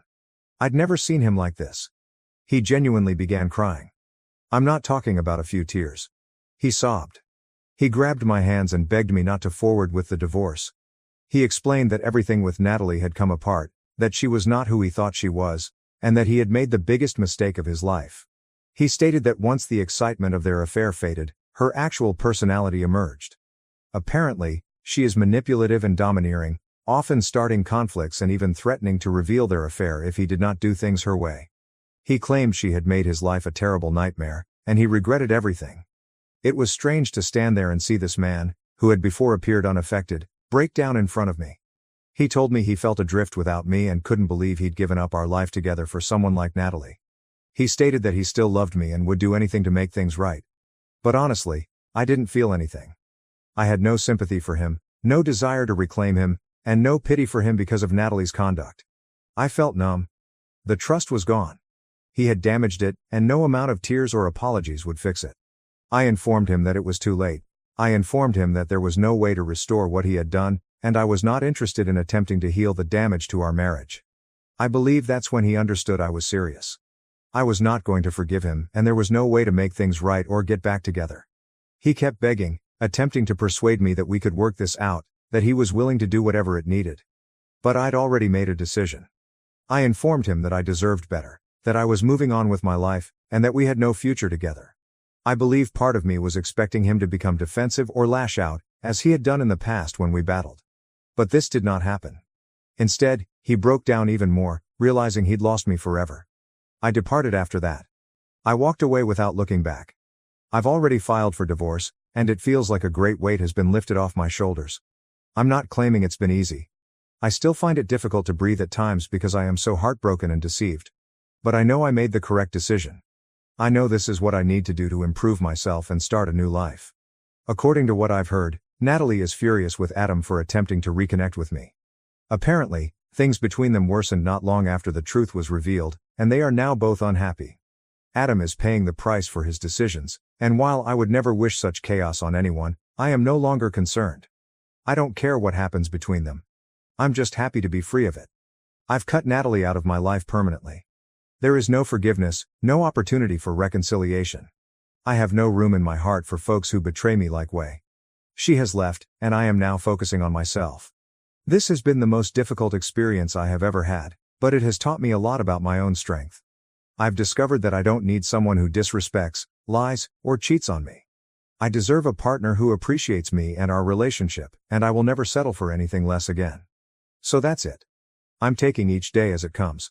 It will take time to heal, but I am confident that I am on the correct path. Thank you to everyone who has offered me advice and support along the process. It mattered more than you could ever realize. I'm now ready to be done with this drama and move on with my life. Now to the next story 5. My brother got my fiancée pregnant, and my dad gave him the family business and a house, so I decided to make them both pay for their betrayal. Hello everyone, before we begin today's video, I need your help. We've noticed that the channel is losing traction, and subscribing is one of the best ways you can help us. It's quick, free, and allows us to continue bringing you great content. Your support means everything. Let us keep this channel growing collectively. Thank you very much. Now, let's begin the video. Okay, people, this is going to be long, but I need to get this off my chest. The recent events in my family have been extremely upsetting, but in order to understand why, you must first understand the context. I am 33 years old, and I grew up with my younger brother Alex, who is 30 years old, in what appeared to be a normal household from the outside. But, gosh, the dynamics in our house were severely off. See, Alex was a miraculous baby. Mom had a difficult pregnancy with him, and he was quite sick for the first couple of years, in and out of the hospital, breathing problems, infections, the entire thing. I recall sitting in hospital waiting rooms a lot as a child. I understand that having a sick child is scary, but even when Alex recovered, my parents, particularly my father, continued to treat him as if he were made of glass. Meanwhile, I was expected to be the perfect, responsible elder brother who should know better about everything. Alex could miss school. He needed to recuperate. Alex failed a class. He has been through a lot. Alex broke something expensive. Don't be upset with your brother, what about me? From the age of 7, I was expected to obtain excellent grades, never say anything back, work around the house, and overall act like a small grown-up. The double standard was ridiculous. I recall one incident in high school when I received detention for being late to class and was grounded for a week. That same month, Alex was caught skipping school to hang out with his friends at the mall, and my parents had just spoken with him about it. When I was 15, I started working with my father in his electrical business, not because I was particularly interested in becoming an electrician, but because it was the only way I could obtain his attention or acceptance. And you know what? I actually grew better at it. Very good. I began learning everything I could about electrical work, staying late to watch Dad handle the difficult tasks, reading manuals, and watching YouTube videos to learn more. Meanwhile, Alex remained, well, Alex. He was a smart kid when he wanted to be, but he lacked work ethic. He could enchant everyone with his sad little ill kid routine, which he never outgrew. He attempted college for about 2 semesters, got out because it was too stressful, began an online business selling dropship trash that flopped, and then tried to be a day trader, losing a lot of his father's money. But nevertheless, I was still the one receiving lectures about supporting your brother and putting family first. I won't lie, it made me feel a strange mix of hatred and responsibility. I liked my brother because he was my brother, but I couldn't tolerate being around him the most of the time. We were complete opposites. I was the serious, hard-working person who valued keeping my word and doing things well. He was the fun one who never faced repercussions and believed regulations were for other people. Dad's business was dependable, basic home electrical work, some small commercial work, nothing special, but it paid the bills. I saw potential in it, however. When I wasn't working, I was studying about new technologies, smart home systems, and security installations. Dad was old school, preferring to do things the way he'd always done them, but I insisted on modernizing and taking on larger projects. The strange thing is that even when I brought in new clients or completed large projects flawlessly, Dad would find a way to credit Alex. Your brother's charm really helps with customer relations. He answered phones sometimes. Alex has such good ideas for the business. He suggested we get a website. In 2020, I moved out as soon as I could afford it. I moved into my own place around 20 minutes from my parents' house, close enough to help with the business but far enough away to have some space. I felt I was doing fairly well. You know, I had my own place, made decent money, and was learning new skills. I was even considering getting my master electrician license and even having my own business someday. Sophie, a 29-year-old female, and I met around 6 years ago while working on a large rewiring job at these upscale flats downtown. She was the property manager there. The first time I saw her, she was arguing with some HVAC technicians about their substandard work, getting into the technical specifics of why their installation was not up to code. I recall thinking, damn, she actually knows her stuff. Most property managers I'd dealt with wanted things done cheaply and quickly, but Sophie was different. She had read through all of the electrical codes and knew exactly what she wanted done. For the first few weeks on the job, she kept coming around to inspect our work, not in an irritating way, but because she truly wanted to know what we were doing and why. I began taking lunch breaks when I realized she'd be making her rounds. We'd discuss the project first, then about other topics. She told me about growing up with her father, a general constructor, and how she learned everything about construction by helping him on assignments. I informed her about my desire to update my father's business and potentially grow into more commercial work. She was simple to chat to, right? I could rave about my family turmoil, and she understood. Her brother was also the beloved kid, a hotshot lawyer who could do no wrong. We joked about forming a support group for responsible siblings. After we finished the apartment job, I assumed that was it, but about a week later, she called the office to report an urgent electrical problem in her own apartment. Dad asked me to check it out.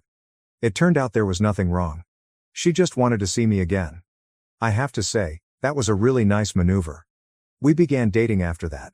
Sophie was different from the other girls I dated. She did not play games or expect me to read her mind. If something bothered her, she would simply express it. If she was happy, you would know. She also showed genuine interest in my job. She'd helped me study for my licensure examinations and eventually started assisting with the business side of things. Within a year, she was effectively running our business, having implemented a new scheduling system, upgraded our invoicing, and prepared actual contracts in place of the handwritten quotes we used to use. Dad was initially unhappy about it. He preferred doing everything on paper, but he had to acknowledge the firm was functioning more smoothly. I finally felt like I was creating something real. We moved in together after 2 years and started talking about marriage and even having children someday. Sophie would joke about our future children becoming electricians and carrying on the family business. Man, I thought I had everything sorted out. The weird part is that my family liked her at first. Mom was continually calling us over for supper, asking Sophie for assistance with computer issues, or soliciting her advice on house renovations. Even Dad warmed up to her once he realized how much she was contributing to the company's growth. We were gaining larger contracts, doing more commercial work, and establishing a solid reputation in the area. Sophie got along well with Alex too. When I became irritated with his latest unsuccessful attempt, she would defend him, telling me that I should try to understand his point of view better, how growing up unwell might have influenced him. Looking back, I should have recognized that as a red flag, but you know how it is when you really trust someone. You do not want to see the signs. We became engaged after 4 years together. Nothing spectacular. I proposed at home after we finished the massive project we had been working on together. She'd been helping me plan this large electrical renovation for a nearby hospital, staying up late with me to go over blueprints and deal with contractors. It just felt right, you know. As if we were true partners in everything.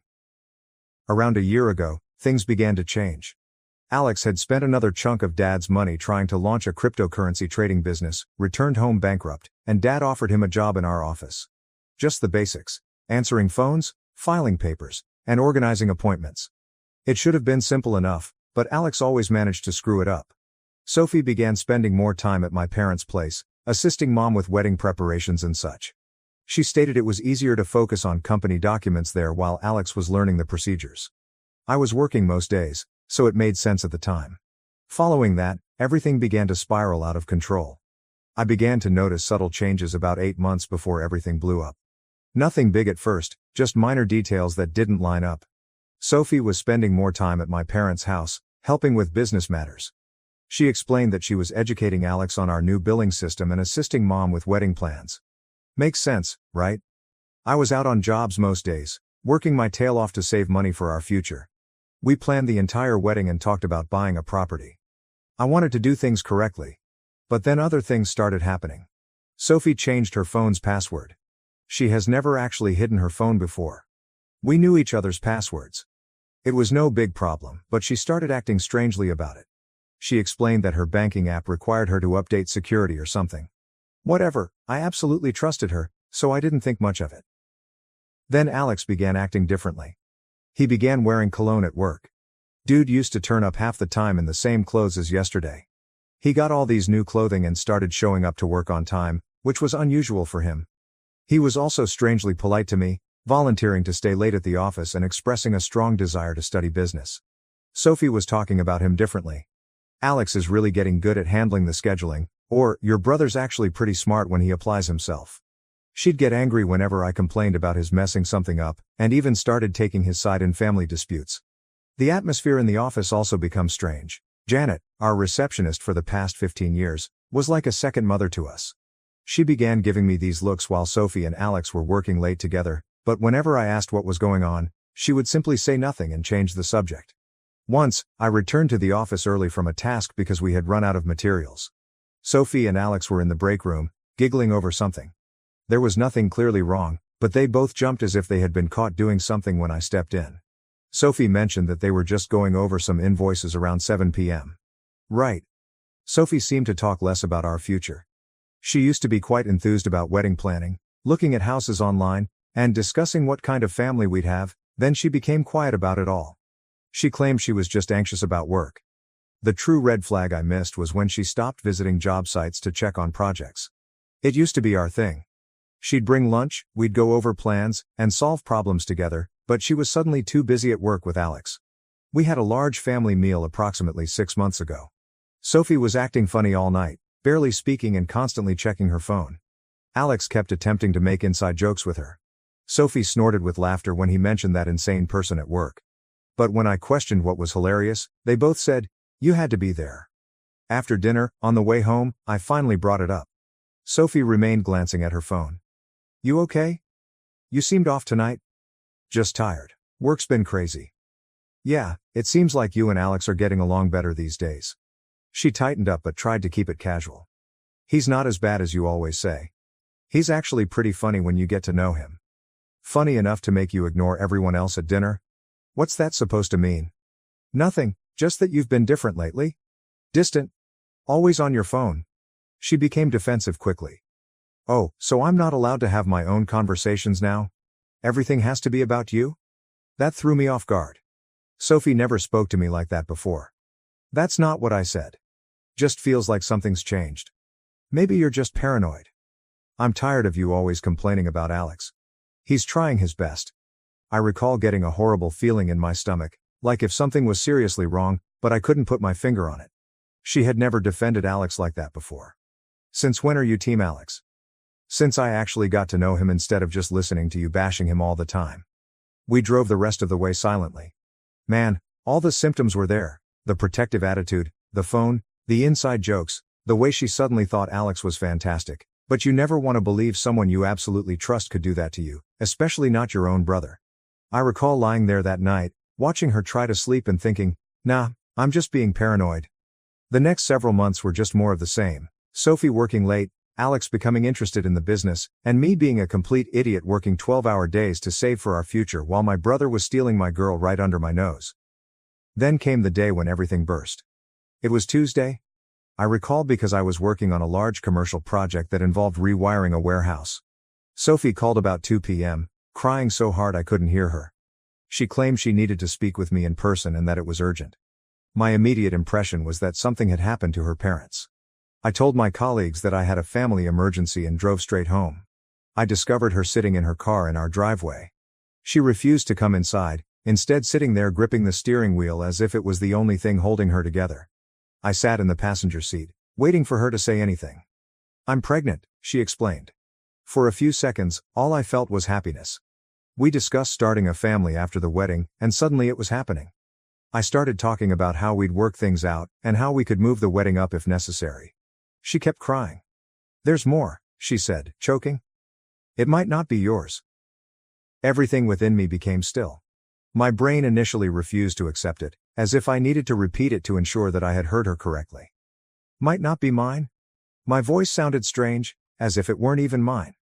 Who else would it be? I paused. It all connected at once: the late nights, the sudden secrecy with her phone, and the strange discomfort whenever I mentioned it. "No." I gazed at her, waiting for her to deny it and tell me I was wrong. She did not. "It's not him," she sighed. My hands tightened into fists. "Sophie," my voice was strong and demanding. "Tell me it's not Alex." She made a broken sound in her throat. "It wasn't supposed to happen." I gave a harsh laugh, but there was no comedy in it. "Oh right, you just tripped and fell into my brother's bed." "It wasn't like that," she replied hastily. "It was one time." I shut her off. "One time?" My head was pounding. "Tell me the truth, nothing but quiet. How long?" Her breathing sounded unsteady. 3 months.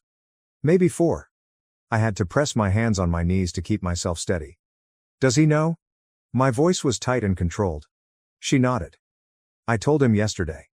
That's when I realized I had to tell you too. I stared at her, as if she wanted me to be relieved she had finally decided to come honest. I got out of the car because I needed air. She followed me, attempting to explain how it wasn't planned, how horrible they both felt, and how they had ended it weeks before. All I could think about was them laughing in the break room during those late-night work sessions. Were you ever going to tell me if you weren't pregnant? She did not respond to that. It explained all I needed to know. I hopped into my truck and drove directly to my folks' place. I found Alex in the office, doing business as usual. When he saw my face, he knew I knew. Listen, bro, I can explain. I don't remember what happened next. It's all a blur, but I recall him on the ground with blood gushing from his nose. Dad and 2 of our employees are pushing me away from him. Alex began ranting about how I was crazy, how Sophie had come onto him first, and how they were in love. In love. My own brother, the guy who'd seen me plan my future with this lady and sat there at Sunday dinners knowing exactly what he was doing. Dad got between us, tried to calm everyone down, and told us we had to address this like adults. That's when Alex released the next bombshell. She's having my baby. You can't just ignore that. Dad's face turned white. I guess he wasn't aware of that portion yet. Mom began crying. Janet grabbed her purse and walked away. I found out later that she quit that day, saying she couldn't work for people like them. I glanced at my father and said, "He's your problem now. I'm done." Dad attempted to stop me, saying, "Son, wait. We can figure this out. Family is family." I told him Alex ceased being my family the moment he touched my fiancée. I walked out and haven't returned since. Sophie was still at our house when I arrived home. She was sitting on the couch, crying, after packing her bags. "I never meant to hurt you," she explained. "It just got complicated." I informed her she had 24 hours to grab her belongings and leave. I didn't care where she went. Block my number, lose my address. "What about the baby?" she inquired. "Better hope it's Alex's, because if it's mine, we're doing a DNA test and going through lawyers." She tried to speak more, but I walked away. I drove to my friend Mike's apartment and stayed for a few days while she moved out. So, after everything happened, I remained at my friend Mike's house for approximately a week. I turned off my phone. I simply needed to comprehend everything. Mike is a real one. Didn't try to offer counsel or anything, simply let me crash. When I eventually put my phone back on, I had about 50 missed calls, the majority of which were from my parents, some from Sophie, and a couple from Alex. This dude has some nerve. But I only listened to Mom's messages. She was crying in the majority of them, pleading with me to come talk to Dad, who claimed to have a solution. I should have known Dad's answer would be manipulative nonsense, but I went anyway, primarily because Mom sounded so distraught. Walking into that house was strange. I found everyone in the living room. Mom looked like she hadn't slept for days. Dad sat in his normal recliner, looking serious, as if he were preparing to give one of his lectures. Alex was also there, with a lovely bruised nose. I'm not going to lie, that felt amazing to see. Dad cleared his throat and smacked me with a diamond. "Son, I've been thinking about how to resolve this situation in a way that benefits everyone. Since you're clearly not willing to work things out with Sophie, and given her condition, I think it makes sense for her and Alex to get married." I actually laughed. I literally laughed in his face. But he wasn't finished. "Furthermore, since they'll be starting a family, I think it's appropriate for Alex to take over the business. With Sophie's experience running the office and Alex learning the trade, they could—" "Alex learning the trade?" I interrupted him. "He can't even wire a account outlet without supervision." Dad had the same look he typically does when someone disturbs him. "Language, and your brother has shown real interest in learning. In fact, I want you to train him." Guys, I've lost it. I started laughing again, but it was the kind of insane chuckle you get when something is so twisted up that you can't process it. "Let me get this straight," I remarked. "You want me to train the brother who screwed my fiancée to take over the business I helped build, while they're married and raising a kid that might be mine? Are you actually insane?" Mom began crying again. Alex simply sat there, staring at the floor like a coward. Dad took out his final card. "This business is still in my name. If you won't help your brother, maybe you should find somewhere else to work." That's when I realized all those years of hard effort had been for nothing. All of my hard work, the business I brought in, and the reputation I earned were insignificant in comparison to precious Alex's latest blunder. I just got up and headed to the door. Mom tried to stop me, but I just said, "I'm done. Good luck with your new golden team." Alex eventually spoke up. "Bro, wait. I turned around and simply stated, "Call me bro again, and I'll break more than your bro knows." Dad raged at me about loyalty and second chances. I did not even look back. The next day, I began calling all of our big clients, including those with whom I had personal relationships. I informed them that I was departing and offered some other reputable contractors they could work with. Dad called, yelling about how I was attempting to damage the business. I told him I was only informing my clients that I would no longer be handling their jobs. It's not my responsibility if they don't want to work with his new ideal team. Alex and Sophie genuinely agreed to the entire thing. They married at the courthouse 2 weeks later, as if it were a love story rather than a total betrayal. Dad even backed them up, giving them a down payment on a house as a reward for what they'd done. Meanwhile, I was left standing amid the ruins of all I believed I knew. There was no apology, no meaningful consequences, only the expectation that I move on while they played happy family. So, I did. I walked away from it all. I took a position with one of our old competitors, where my work was respected rather being treated as an afterthought. Better income, genuine recognition, and best of all, no family drama. I pushed everything into starting over and developing my own reputation. I even acquired my master electrician's license, something Dad always claimed I wasn't ready for. Turns out, I was more than prepared. I just had to get out of his shadow to prove it. I didn't hear much about the family business for approximately 4 months. Mom would occasionally text me, but I requested her not to inform me about Alex or Sophie. I didn't need the stress in my life. Then, last week, I received a call from Mom at approximately 11 p.m. She started crying again, claiming Dad needed to talk to me right away. I almost hung up, but she seemed quite disturbed. "Please," she asked. "I know you have every right to say no, but we're about to lose everything." I was truly curious and remained on the line. Dad came on, and his voice was different, not the typical I know everything tone. He sounded broken. It turns out that allowing Alex to run the business was exactly the nightmare I predicted. This genius screwed up 3 large commercial jobs so horribly that one customer has threatened to sue us for code violations. I'm talking about fundamental things like incorrect gauge wiring, missing ground wires, and junction boxes put without covers, mistakes that may practically burn a building down. And things get better. Instead of recruiting qualified electricians, he appointed his drinking buddy from college as chief electrician. The guy's whole electrical experience involved changing light bulbs in his flat. No license, no credentials, and probably couldn't tell the difference between a voltage meter and a screwdriver. They run a real professional operation there. Then there's the monetary side. Alex reportedly neglected to pay their liability insurance. Consider this. You're in the electrical company. They'd lose everything with one accident or fire. But, hey, why spend money on frivolous things like insurance when you can pocket the cash instead? Because that's exactly what he was doing. Accepting cash payments from consumers while conveniently failing to record them in the books. And the financial genius had been taking out loans against the firm without informing Dad. Multiple loans. We're talking significant money here. And the best part? Nobody can figure out where all that money went. Nothing in his bank account, nothing in his investments, it all vanished like magic. I'm betting his new automobile and the luxury clothes he's been wearing could be a hint. It's almost impressive how thoroughly he ruined everything in just a few months. Dad spent 30 years building this firm, and Alex virtually destroyed it in less than half a year. That's what happens when you give over a profitable business to someone whose greatest accomplishment was becoming the beer pong team captain in college. Dad finally found out when their insurance was canceled, and he began looking into the books. Alex had been concealing all of the difficulties by tampering with the papers, as Sophie had taught him during all of those late hours at work. Most of their seasoned members quit. I can't blame them. Alex treated them poorly, and checks began to bounce. Janet, our previous receptionist, evidently tried to notify Dad about strange activity in the accounts months ago, but he refused to listen. Dad's voice was shaking as he told me all of this, and then he slapped me with, "Son, I need you to come back, help me fix this. We can make you majority owner, give you full control." I told him that I needed to think about it. He started to become desperate. "Please, we're going to lose everything, the business, the house, everything I built. Your mother, she's not handling this well." Then he played his last card. Alex and Sophie split up. She left last week, just disappeared. Left a note saying not to contact her. The baby.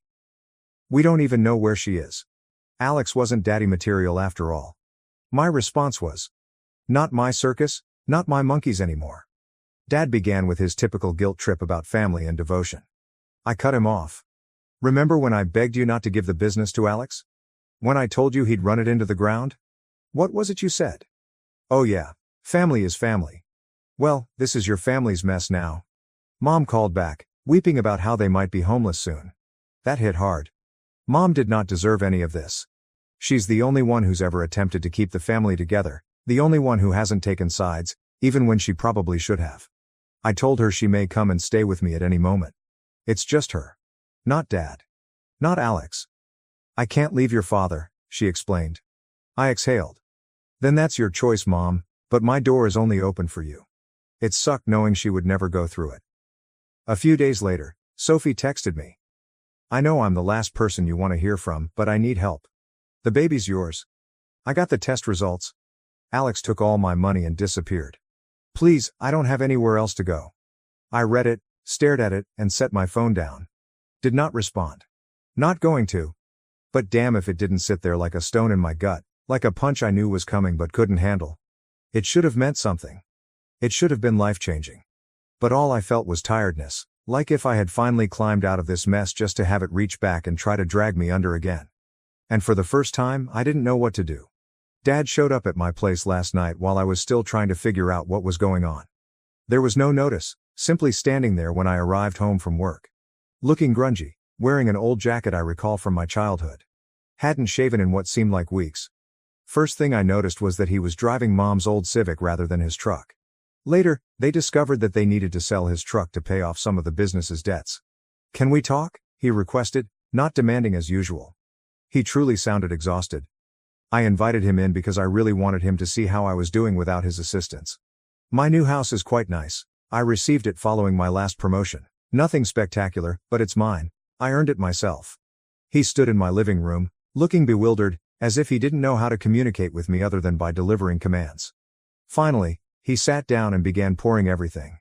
The business is essentially dead. They're being sued by 2 business clients over Alex's rubbish work. After that, the majority of their home customers abandoned them, complaining about jobs that were left unfinished. The bank is coming for the house next month. I should have listened to you, he explained. This is the first time I've ever heard him confess to being incorrect about anything. I told him that was good to hear, but it was late. Then he took out this folder. Inside, there was papers to transfer 100% ownership of the company to me with no strings attached. You can save it, he replied. You always knew what you were doing. I was just too proud to see it. Do you know what is crazy? 6 months ago, this would have been everything I wanted. All that validation, finally having power, and Dad admitting I was correct. But while glancing at those papers, I wondered, what happened to Alex? Dad's face simply crumpled. Alex cleared out their savings account last week and disappeared. Left this note about needing to find himself or some BS. Classic Alex, causes a mess and then flees from the consequences. He's still your brother, Dad explained calmly. Number, you replied. He stopped being my brother the day he decided family loyalty meant nothing to him. Sound familiar? That struck him hard. Good. He began telling me how he could help me restore the firm, how we could collaborate and be a genuine family again.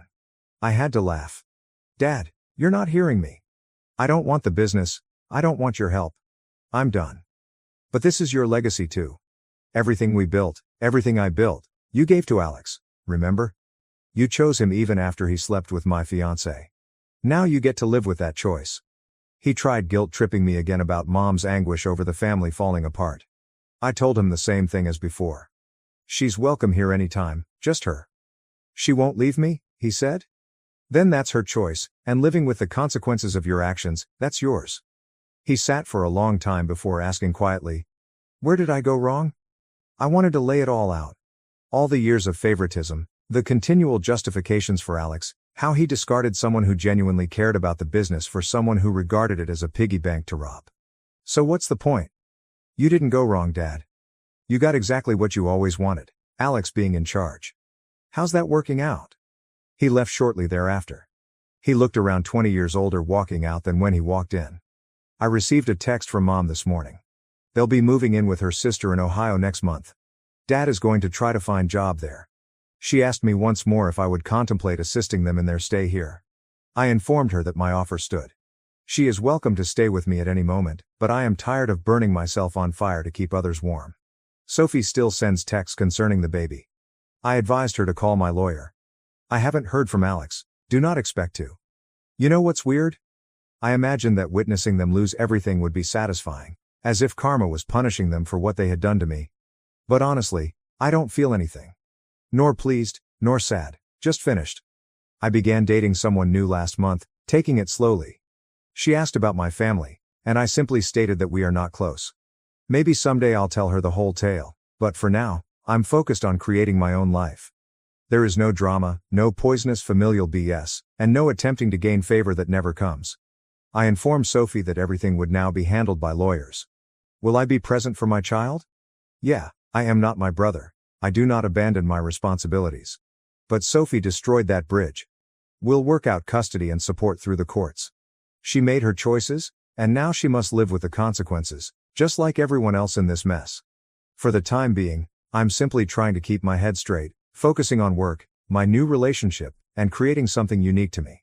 Some nights, I lie awake thinking about how messed up it is that my children will be born into all of this drama, but you can't undo other people's mistakes. You can only strive to follow your conscience. Sometimes the best vengeance is simply living well.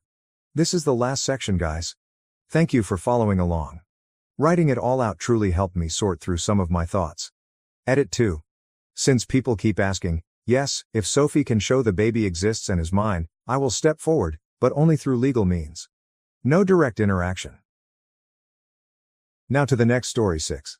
My brother demanded $50,000 from me for his broken relationship after his fiancée confessed she loved me. My brother Matt, who is 1 year older than me, was engaged to Kate, his ex-fiancée. They seemed like a good match, and it appeared that they would have a wonderful life together. However, things didn't go as planned, and their relationship ended in large part due to me. Before you pass judgment, I need to describe what actually happened. Matt and I have always been close, and we even attended the same college, where Matt met Kate. They struck it off fast and began dating seriously. Kate spent a lot of time with Matt and me in our college apartment. It didn't take long until she and I became pals. Initially, I was pleased to see how much she cared for my brother, and I admired her as his girlfriend. That's how I've always seen her, as Matt's girl, with the potential to join our family eventually. But, over time, I started to notice things about Kate that made me uneasy. She was frequently overly nice with me in ways that did not seem quite acceptable. I dismissed it at first, assuming it was her way of bonding with me as a potential sister-in-law. However, numerous ex-girlfriends of mine would bring up Kate in conversation. They told me how uncomfortable she made them feel when they came to visit me. According to them, Kate would act possessive of me around them, asking a lot of questions, which made no sense given that she was with Matt and not me. I never paid much attention to these statements, supposing they were exaggerated or simply didn't want to believe them. But as more individuals brought it up, I realized there could be something to it. I once dated a girl named Sarah, and everything went well between us. However, she abruptly ended our relationship. I was caught off guard and had no idea what had gone wrong. I eventually discovered the truth. Kate had ruined our relationship. When I brought Sarah over to our apartment, Kate would continuously mock her, put her down, and even bully her behind my back. Sarah later informed me that Kate made her feel unwelcome and insignificant, as if she did not belong in my life. That was not all. Kate went so far as to lie to Sarah, claiming that I was cheating on her with other people. That was completely false, and the worst part was that Sarah believed her without speaking with me first. It ached to know Kate had purposefully wrecked our relationship. When I questioned Kate, she acknowledged lying but showed no remorse. Instead, she excused her actions by claiming that she didn't think Sarah was right for me and was attempting to protect me from a relationship she didn't believe was good enough. She presented it as if she was doing me a favor, but it did not feel that way. It seemed like an invasion, as if she had crossed a line she wasn't supposed to cross. This was not an isolated instance. Another time, I was dating a girl named Emily and things were getting serious.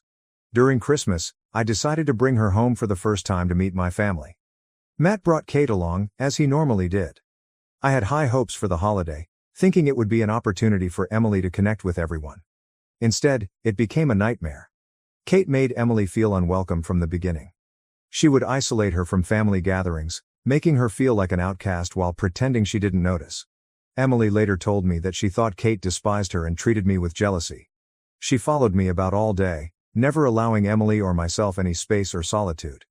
Eventually, Emily couldn't handle it any longer, and we split up.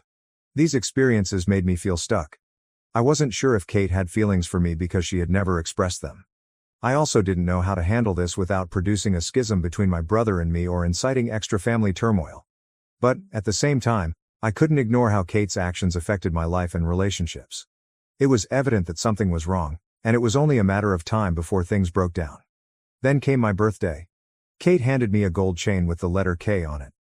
It looked quite pricey. At first, I wasn't sure how to react. Giving me a necklace with her initials on it seemed weird, even inappropriate. This was not the type of gift you'd anticipate from your brother's fiancée. It seemed more like something couples would exchange. I nervously quipped that she must have confused the receiver, as the necklace appeared to be a gift for my brother Matt rather than me. Kate's face flushed with shame, and she explained how she had personalized the necklace particularly for me. She said she wanted me to wear it so I wouldn't get approached by every girl on the street. I made a nasty expression at her comment, and she must have seen it because she fell into tears and fled out of the room without saying anything. The entire situation felt awkward and uncomfortable, and I had no idea what to do. Later, I summoned the confidence to tell my brother about my concerns, hoping he'd understand why Kate's gift had upset me. But, to my amazement, he ignored it completely. He pretended it wasn't a huge deal for Kate to give me anything like that, telling me that Kate loved me like family and I shouldn't overthink things. When I brought up Kate's previous occurrences and strange conduct, my brother replied that she was simply a highly protective person and that her behavior meant nothing else. To avoid unnecessary drama, I decided to drop the topic with him. He was clearly delusional. But, following the incident, I made a concerted attempt to distance myself from Kate. I was nice and respectful whenever I was around her, but I avoided spending time alone with her or conversing with her for longer than necessary. I assumed that providing that distance would help create clear boundaries and that she would finally leave me alone. When my brother and Kate graduated, I expected to spend less time with Kate, but that did not happen. Kate began phoning and texting me practically daily. Even when I ignored her calls and responded briefly to her texts, she didn't seem to receive the message. Her persistence perplexed me, and I couldn't understand why Mom continued to seek so much attention from me when her priority should have been my brother. Then Daisy entered my life. I met her at a party through common friends, and as soon as we started talking, I realized she was unique. Daisy is the love of my life, and I'm so grateful we met. Kate's behavior at family functions followed the same old, unpleasant pattern every time she met Daisy. She would try to bully Daisy in the same manner she had bullied my ex-partners. But this time, something was different. I was older, more self-aware, and far less tolerant of her shenanigans. Whenever Kate crossed a line, I stood up for Daisy and warned her to back off. But I also have to admit that Daisy does not require my protection. She is strong, confident, and refuses to accept disrespect. One event stood out in particular.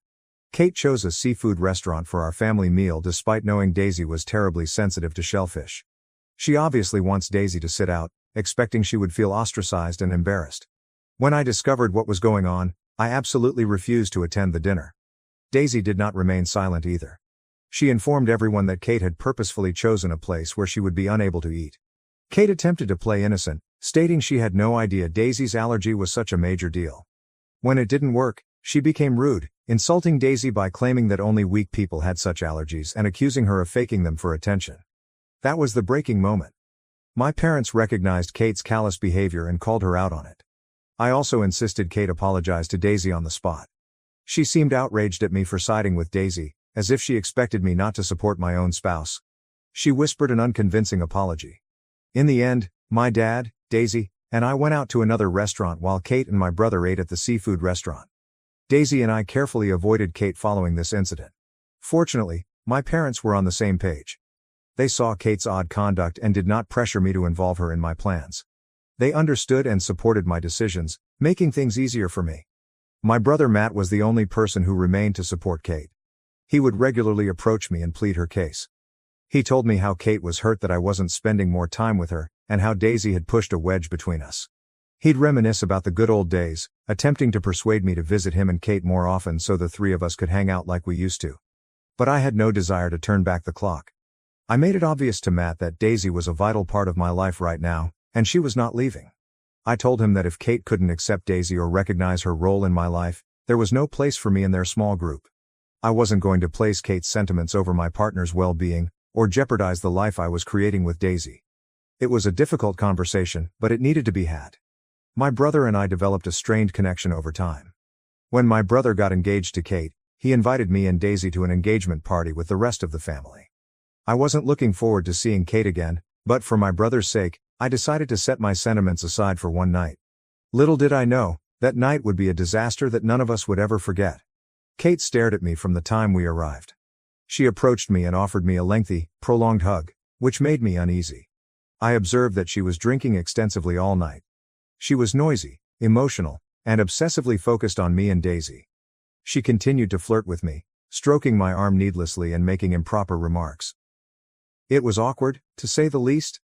I did my best to avoid her without raising a disturbance, but my attempts to separate myself just made her angrier. Matt stood up to make a toast to commemorate their engagement. Kate pulled the microphone from his hand in the middle of his address, as the entire crowd watched. Kate began a rambling and disjointed confession. She told everyone present that she had been living a lie for years. She appeared inebriated, and her speech was slurred. She admitted in front of our entire family and friends that she had always been in love with me, not Matt. The room fell silent, and all eyes turned to me. My brother's face became pale, his expression a mix of shock and sadness. I could feel my pulse pounding in my chest as the horror of what she was saying set in. Kate, unconcerned about the ruckus she was causing, resumed her inebriated confession. She explained that she had tolerated remaining with Matt all these years because it was the only way she could be close to me. Kate went on to express her jealousy of Daisy, claiming that she was the reason I had stopped spending time with her. Then, to everyone's amazement, she begged me to leave Daisy. She stated she wanted us to run away together and have a wonderful life as a couple. The desperate tone in her voice was frightening. The room was stuck in startled quiet, except for Kate's drunken tears. Fortunately, Kate's sister, who was also attending the party, stepped in. She hurriedly pulled Kate away from the microphone and attempted to settle the situation, but Kate was not finished yet. She continued to wail and scream as her sister took her out of the room, shouting things at me like, "You're the love of my life, and don't let her take you from me." I wasn't sure where to look or what to say. My brother stood there, absolutely crushed, as our family and friends watched, shocked and disbelieving. I was appalled and ashamed by what had occurred. The consequences of this occurrence were terrible. Matt was devastated by Kate's public confession and betrayal and ended their engagement immediately. He severed all links with her and refused to see her again after that night. While I completely supported his decision to terminate things with Kate, I didn't expect him to cut me off as well. Matt refused to speak with me after that, no matter how hard I tried. He ignored my calls and messages, and he did not respond even when our parents tried to interfere. He stopped attending family gatherings, barely communicated with anyone, and provided no updates on his life. He has had almost no communication with any of us in the past 5 years. He was even absent on the most important day of my life, my wedding to Daisy. My parents occasionally receive a few updates from him, but that's about it. We have no idea why he cut us off so totally, but we understand his need for space, even if it breaks our hearts. That is why, when my phone rang this week and I saw Matt's name on the screen, I was taken aback. I hadn't heard from him in years, and I couldn't believe he was reaching out now. When I answered the phone, the first few moments were awkward. We hadn't spoken in a long time, and it was hard to know where to begin. But I was just glad that my older brother had finally contacted me. I missed him more than I knew. Matt informed me he was doing okay and eventually revealed why he was reaching out. He informed me that he was getting married in a few months. The news surprised me, but I was truly thrilled for him. After everything he'd been through, it felt like a new beginning in his life. I congratulated him cordially and expressed how pleased I was to hear the news. Curious, I inquired whether he planned to invite our parents, Daisy, and me to the wedding. It had been a long time since we'd all been together, and I saw this as an ideal opportunity for reconciliation. Matt confirmed that he was actually inviting us, which reassured me. It seemed like a bridge was finally being repaired. But then he said something that really took me off guard. He simply stated that, while I had been asked to his wedding, I could not come empty-handed. At first, I chuckled, believing he was making a light-hearted joke about wedding presents. I promised him that I would get him and his fiancée a wonderful gift. But Matt quickly clarified that wasn't what he meant. He went on to claim that what he really wanted from me was $50,000. I froze, taken by surprise. $50,000 for a wedding gift? For a second, I suspected he was still joking, but the severity in his voice dispelled any doubt. I urged him to clarify, to see if I had misunderstood, but Matt insisted. He informed me that this was something I owed him after breaking his trust years before. He argued that paying him this money was the only way to mend our friendship. I pressed him further, confused and shocked, to attempt to figure out what he was saying. What trust had I broken? How had I harmed him? That's when Matt mentioned Kate. He described in great detail how his ex-fiancée proclaimed her love for me at their engagement party. He told me how ashamed and deceived he felt that night, standing in front of his family and friends while his life fell apart. Matt blamed me for his disgrace and emotional agony. He claimed that I should have known Kate's feelings all along and done anything to avoid her disclosure. He criticized me for not setting stricter limits with her and for failing to recognize the warning signs sooner. Matt told me that the day Kate professed her love to me, he experienced a significant emotional and social loss. He said that the incident harmed his reputation, broke his confidence, and left him emotionally wounded. In his mind, the $50,000 was more than just a wedding present. It was compensation for the agony and humiliation he felt I had caused him. He saw it as an opportunity for me to take responsibility and make things right. Obviously, I informed Matt that I couldn't do what he asked. I informed him that he was insane for ever suggesting something like this. But Matt persisted in giving me a few days to rethink, implying that if I did not pay him the money, our relationship would be gone forever. Honestly, this feels like an ultimatum, and it has left me angry and very saddened. My wife believes my brother has lost his mind, but some of my cousins agree with Matt. They believe I should at least consider compromise and compensating him, as he has suffered greatly as a result of my actions. Okay, Reddit, here's an update. Matt's demand has stunned my parents just as much as it has me.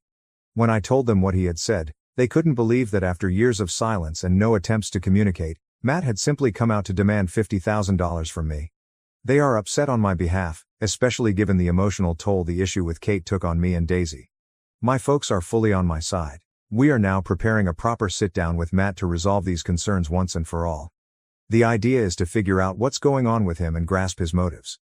We want to know if this $50,000 demand is truly what he believes will resolve our differences, or if something deeper is fueling his hatred. I'm also hoping that this discussion will allow Matt to see things from my perspective. I want him to understand that I was never the cause of what happened between him and Kate, and that blaming me is not the answer to his sorrow.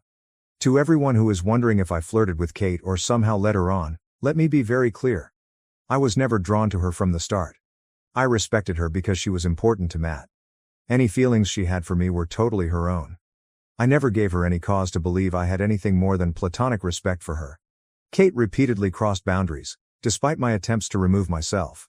She drove away several ex-girlfriends of mine by lying, bullying, and being bossy.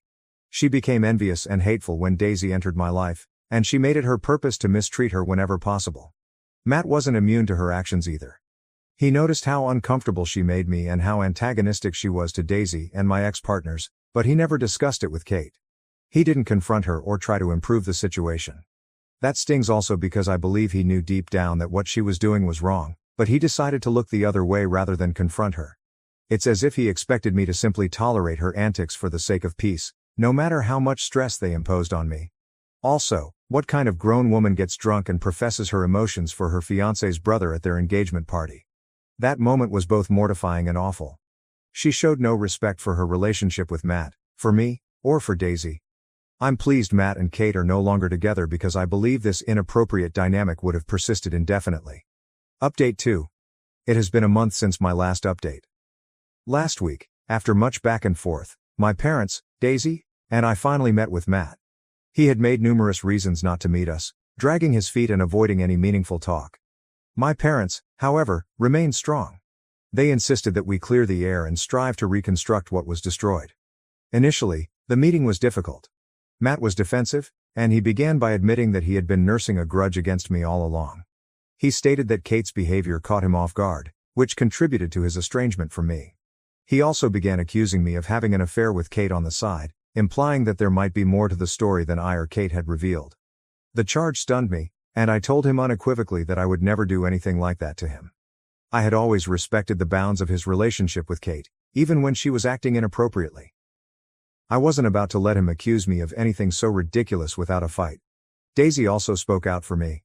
She explained to Matt that Kate's activities had harmed the entire family, not just him, and that we had all been touched by her behavior. She reminded Matt of all the times he had picked Kate over me, despite her toxic behavior, and told him that he should have seen this coming much sooner than I did.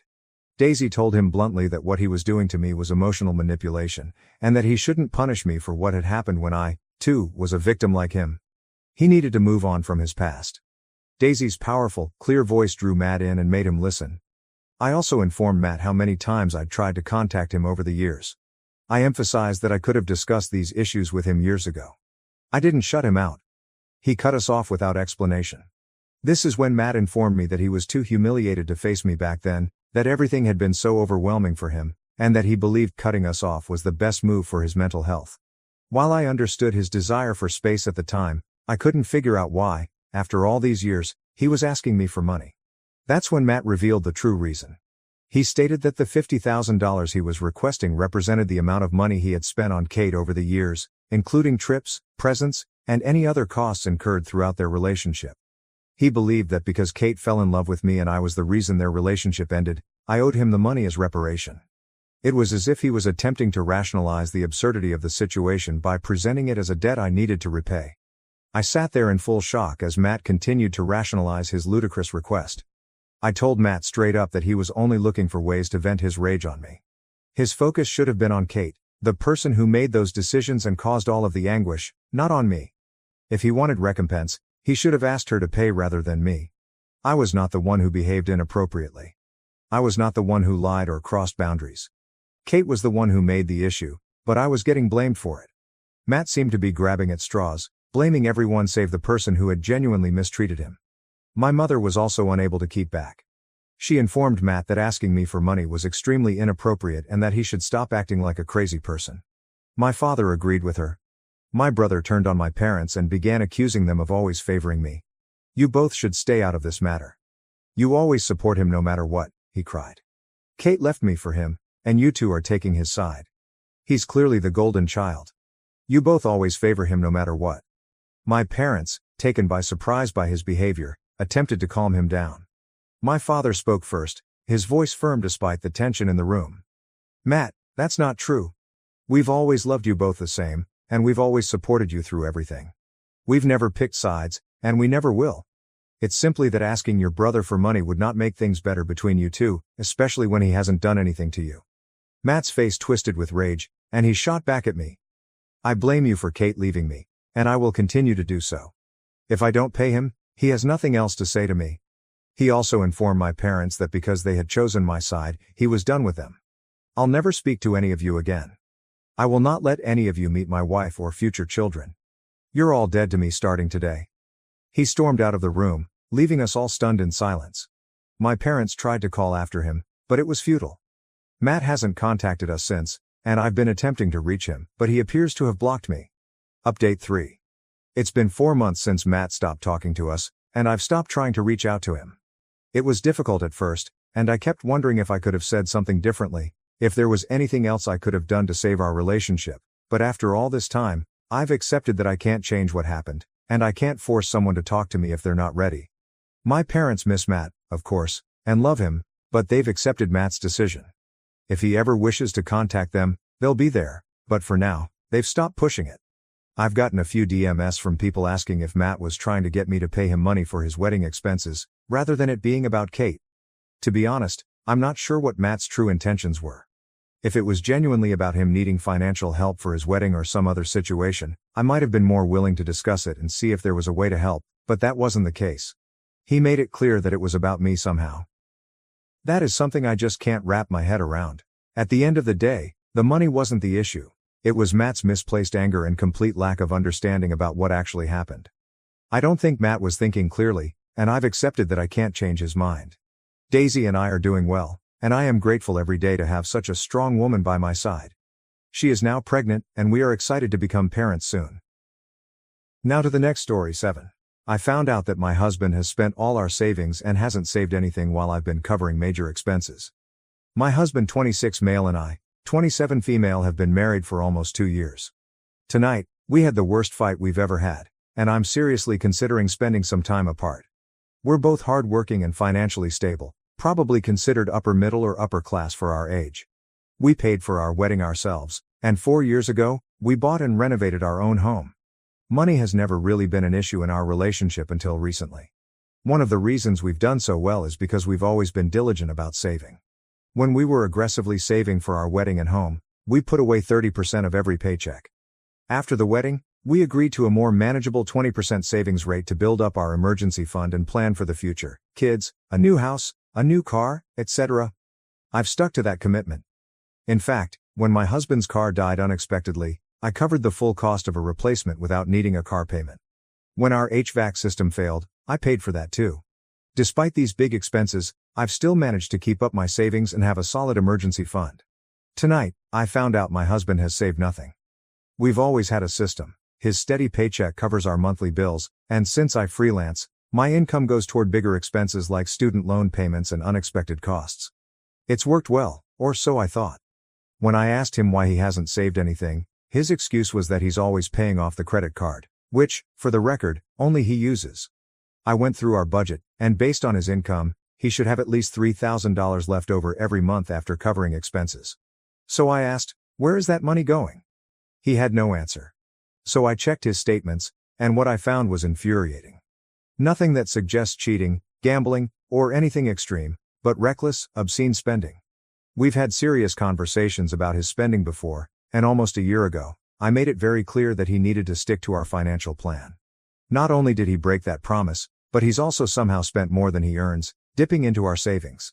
I'm ambitious and goal-driven. I dream big, and we've always talked about our future, where we see ourselves in 5 or 10 years.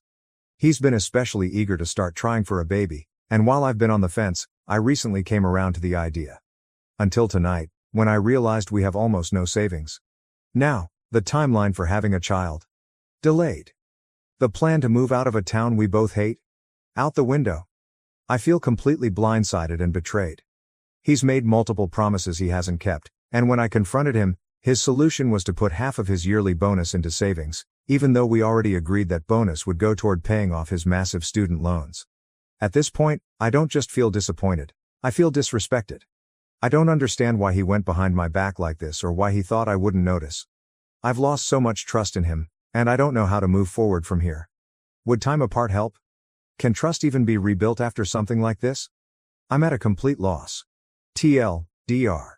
My husband, 26 million, and I, 27 female, have always prioritized saving for our future, but tonight I discovered he has saved nothing while I've been covering major expenses. He makes enough to save at least $3,000 a month, but instead, he's been recklessly spending and even dipping into our savings. This isn't the first time we've had this issue, and I feel completely betrayed. Our future plans, having a baby, moving, are now on hold. I don't know if I can trust him anymore and am considering time apart. Where do I go from here? Update. I wanted to come back and give an update since a lot of people had strong opinions about this. First off, my husband is not some reckless mooch, and this isn't a case of me supporting him while he blows through money. He actually covers most of our monthly bills, while I handle the bigger but less frequent expenses like quarterly and annual payments. That setup works for us since my income isn't the same every month. He's also an incredibly generous person. He loves picking up the tab for friends, buying gifts just to make people smile, and always putting others first. That generosity is one of the things I love most about him, but when you aren't keeping track, it adds up fast. And for those assuming I don't make real money because I run my own business and do freelance work, this is my first year going full-time instead of working a 9 to 5 and then grinding on my business at night. I wouldn't have had the courage to do that without him, and I never would have made the leap if I didn't have a partner with a steady paycheck, even though my business has been doing really well. That said, I know I've failed as a partner too. He wasn't upfront with me when he started struggling to pay off his credit cards, and while he absolutely should have told me, I should have checked in more too.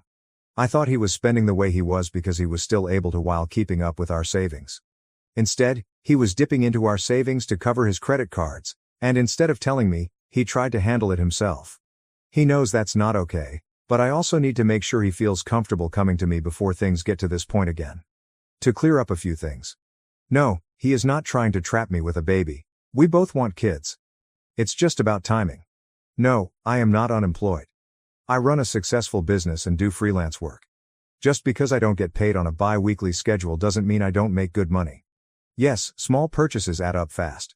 Lunches out, spotting friends, video games, gifts for family, random Amazon orders. It all snowballed into $3,000 a month before he even realized what was happening. Moving forward, we agreed to close most of his credit cards, put his full paycheck into our joint account instead of just half so we both have visibility on spending, and stick to a firm budget that still gives him personal spending money. We haven't decided yet if we'll fully merge everything, but we are going to be a lot more open and accountable with each other.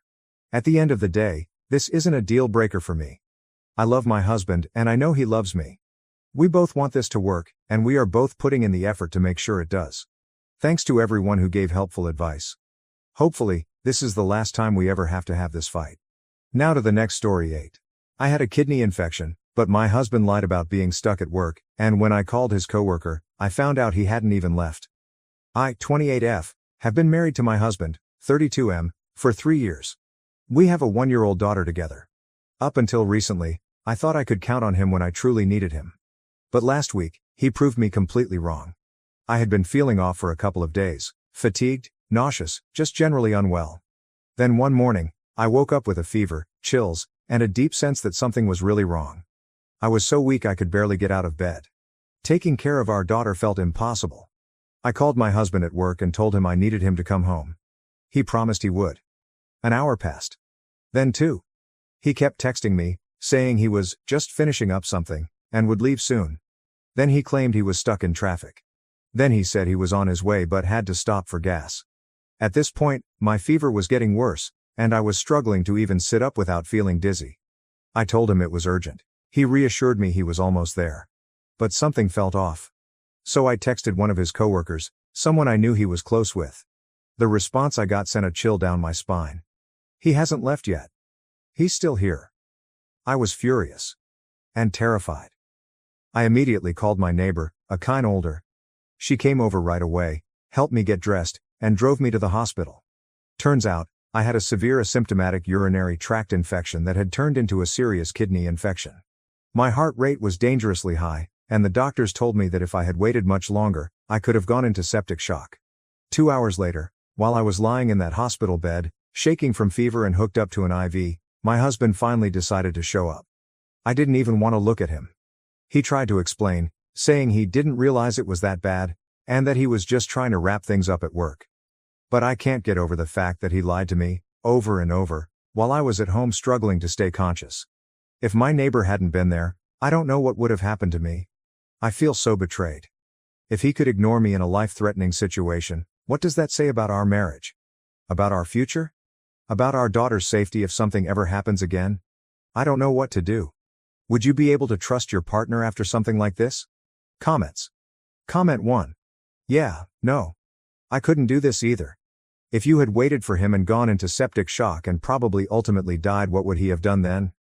That could have 100% been prevented if he just came home when you asked. He gives more loyalty to a job that'll just replace him when it's his time over his wife who he chose to love in sickness and health. Comment 2. We're expecting to have our first child in about a month and a half. I, the dad, notified work of the due date and I expected that I'd be scheduled on overlapping shifts so if something happens they won't have to scramble to find coverage. The March schedule just came out and in the last week I'm exclusively scheduled at offsites, on my own, so I can't just drop everything and leave. Really? Yeah, right. Guess who has 2 feet and can leave? I'm not missing the birth of my first child for anything and I'm not gonna be anywhere except wherever boss mama wants me to be. Comment 3. I went through something very similar with a now ex. I tried to get past it but I just knew in my heart after that he wasn't reliable and wouldn't prioritize me even in the most dire of circumstances, and that's a hard thing to move past, even without children. Comment 4. Yup. Me too. Now ex. Put everyone one ahead and even doubted my illness. Not a friend or even a person on your team. This is one of those, when they show you who they are, believe them. Update. 4 days later, I'm feeling better and finally back home after a few days in the hospital. My parents came to pick up my daughter and took care of her while I was away. They live 4 hours away, so I hadn't asked for their help earlier. I didn't really get an apology from him. Just a bunch of excuses. He said he didn't think it was that serious, and I should have just gone to the neighbor if it was really that bad. I didn't argue, not because I agree, but because some of the comments I got made me realize some things. People asked if I'm the type to cry wolf, and that's why he didn't come. In 5 years of being together, I've only ever needed him to take me to the hospital once, when I gave birth to our daughter. He wasn't there when I was sick, and if he had come home, he probably wouldn't have done much anyway if it didn't need a hospital. But then someone asked me what I'd do if it was our daughter in my position, and he acted the same way. That hit me hard. And as dramatic as it sounds, I don't want to be with him anymore. I don't think I can ever trust him again. I've made an appointment with a lawyer, but of course, divorce takes time. I'm looking for an apartment, but the housing shortage is a nightmare. Since I live in a rural area, though, there's still hope. I haven't told him yet. He's acting like nothing's wrong, so I'm doing the same. I even saw comments suggesting that he might not have actually been at work, maybe using it as an excuse for something else. So, one night while he was sleeping, I checked his phone. I didn't find proof he wasn't at work, but I did find messages to women, multiple flirty ones. And a Tinder app. These messages have been going on for months. He was also sending TikToks to his friends while I was sick, laughing and joking around with no real concern for me. He told me his boss refused to give him time off. I found no evidence that he even asked for time off or discussed my condition with anyone. I'm starting to suspect he lied because if he really did ask, it would have been illegal for his boss to deny him leave where I live. At this point, I don't feel like confronting him. I just want out. I ignored the red flags before. The small lies, broken promises, and I shouldn't have. I thought he'd be there for me when it mattered most, but I guess I was naive. I never thought anyone could let me down like this. I'm not telling him I'm leaving until I'm ready. Just like he didn't tell me he wasn't coming. Comments. Comment 1. I'm not really surprised you found what you found. I'm so glad you're okay, and I applaud you for realizing you and your daughter deserve better. You're absolutely correct to not mention anything until the plan is fully in place, as you walk out the door. Good luck, everything will be better. Comment 2. Exactly this. OP is handling it smart, no need to give him a heads up. Wishing her and her daughter a smooth transition to a better life. Comment 3. Take screenshots of the app and flirty texts. This is evidence your divorce lawyer can use later. Oopie. Where I am, infidelity doesn't change anything regarding divorce, but I still did it for if he tried to lie to people. Now to the next story. 9. My wife sold the family heirloom engagement ring to buy luxury items, even though she knew how important it was to me. My soon-to-be ex-wife, Leah, 26F, and I, 28M, had been married for 6 months after dating for 2 years. I spoke with a lawyer a few days ago and filed for divorce because she sold the wedding ring I proposed to her with. It was a rather expensive ring with a platinum band set with diamonds, and it had been in my family for 3 generations. It was a major deal to me, and she understood I wanted to keep it in the family as an heirloom. I asked her about her lost ring last week. She casually informed me that she had sold it to fund a few luxury goods because the ring was outdated and not her style.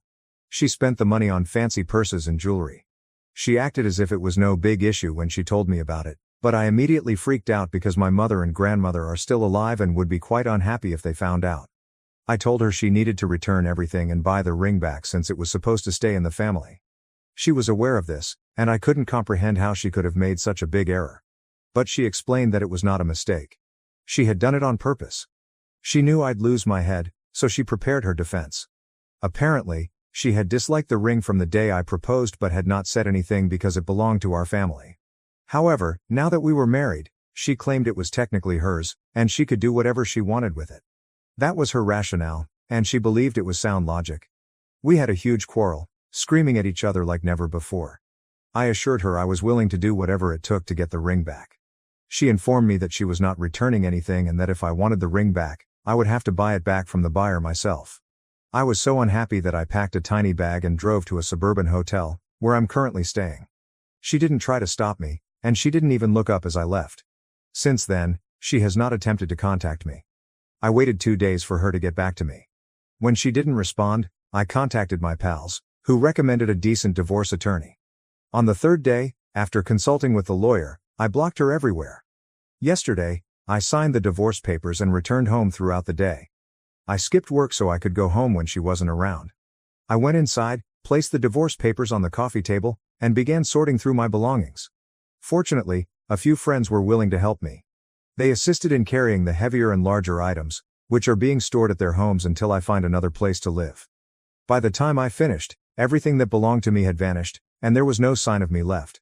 Then, I returned to the motel.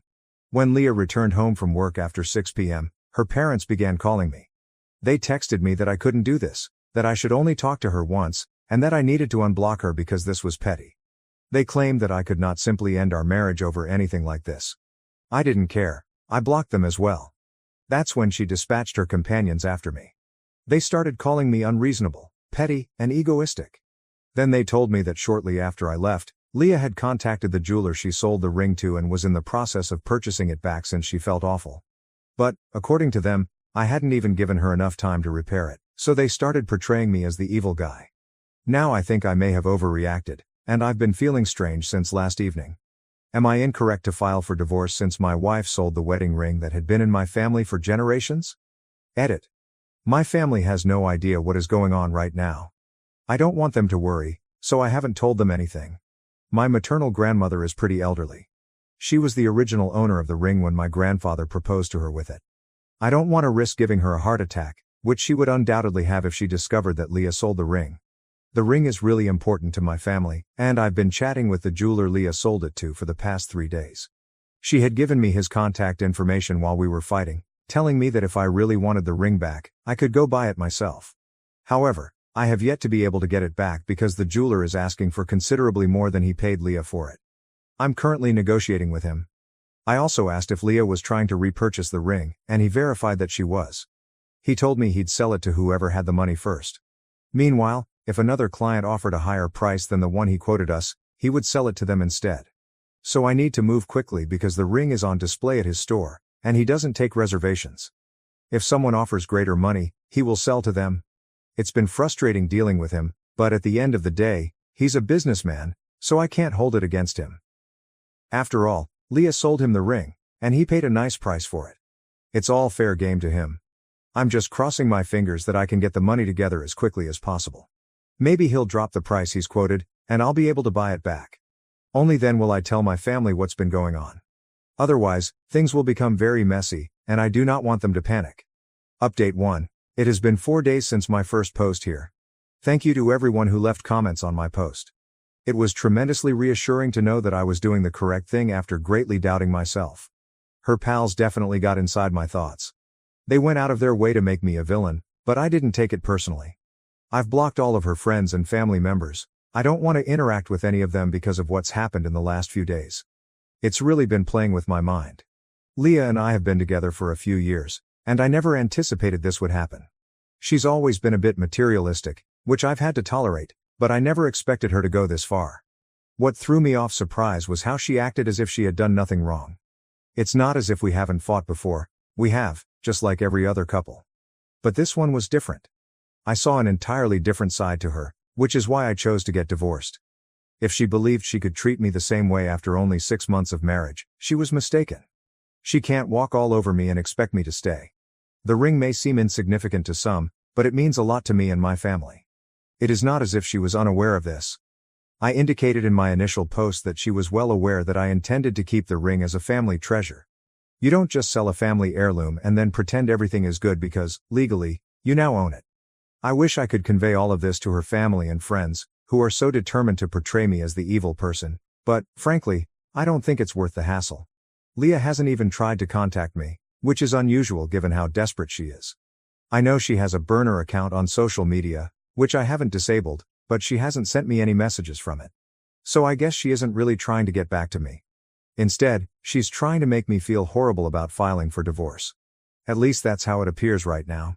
Regarding the ring, I've contacted the jeweler. He informed me that Leah had not responded to his messages in the past 2 days. Maybe she has backed off? I'm not sure what's going on with her. But I told him I was happy to buy the ring back at the price he was offering because, at this point, I am just anxious to have it back, no matter what. He agreed, and I'm going to his store tomorrow to send him a check and get my ring returned. Once I have it, I'll finally tell my family about what's been going on with me and Leah, since I believe it's time. They still have no idea, and my mother has been questioning why neither of us has been home and why Leah has not returned her calls. I wasn't aware that Leah had also moved out. I guess she's staying with her parents or friends, it does not matter.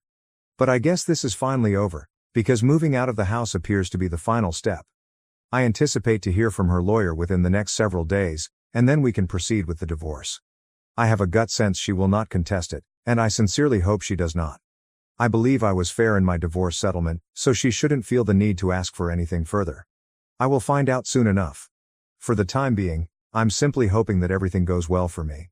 I've already spent a lot of money to get the ring back. I don't want to spend another amount on a lawyer to battle a long, drawn-out divorce. I just hope everything goes smoothly from now on. Update 2. I eventually went to the jeweler's store today, paid him, and got the ring back. The guy seemed quite interested in my condition. He was quite talkative and had a tendency to gossip. He explained to me that he had never been in a situation like this before and found it fascinating. Then he stated something that truly piqued my interest. Leah had unexpectedly blocked him.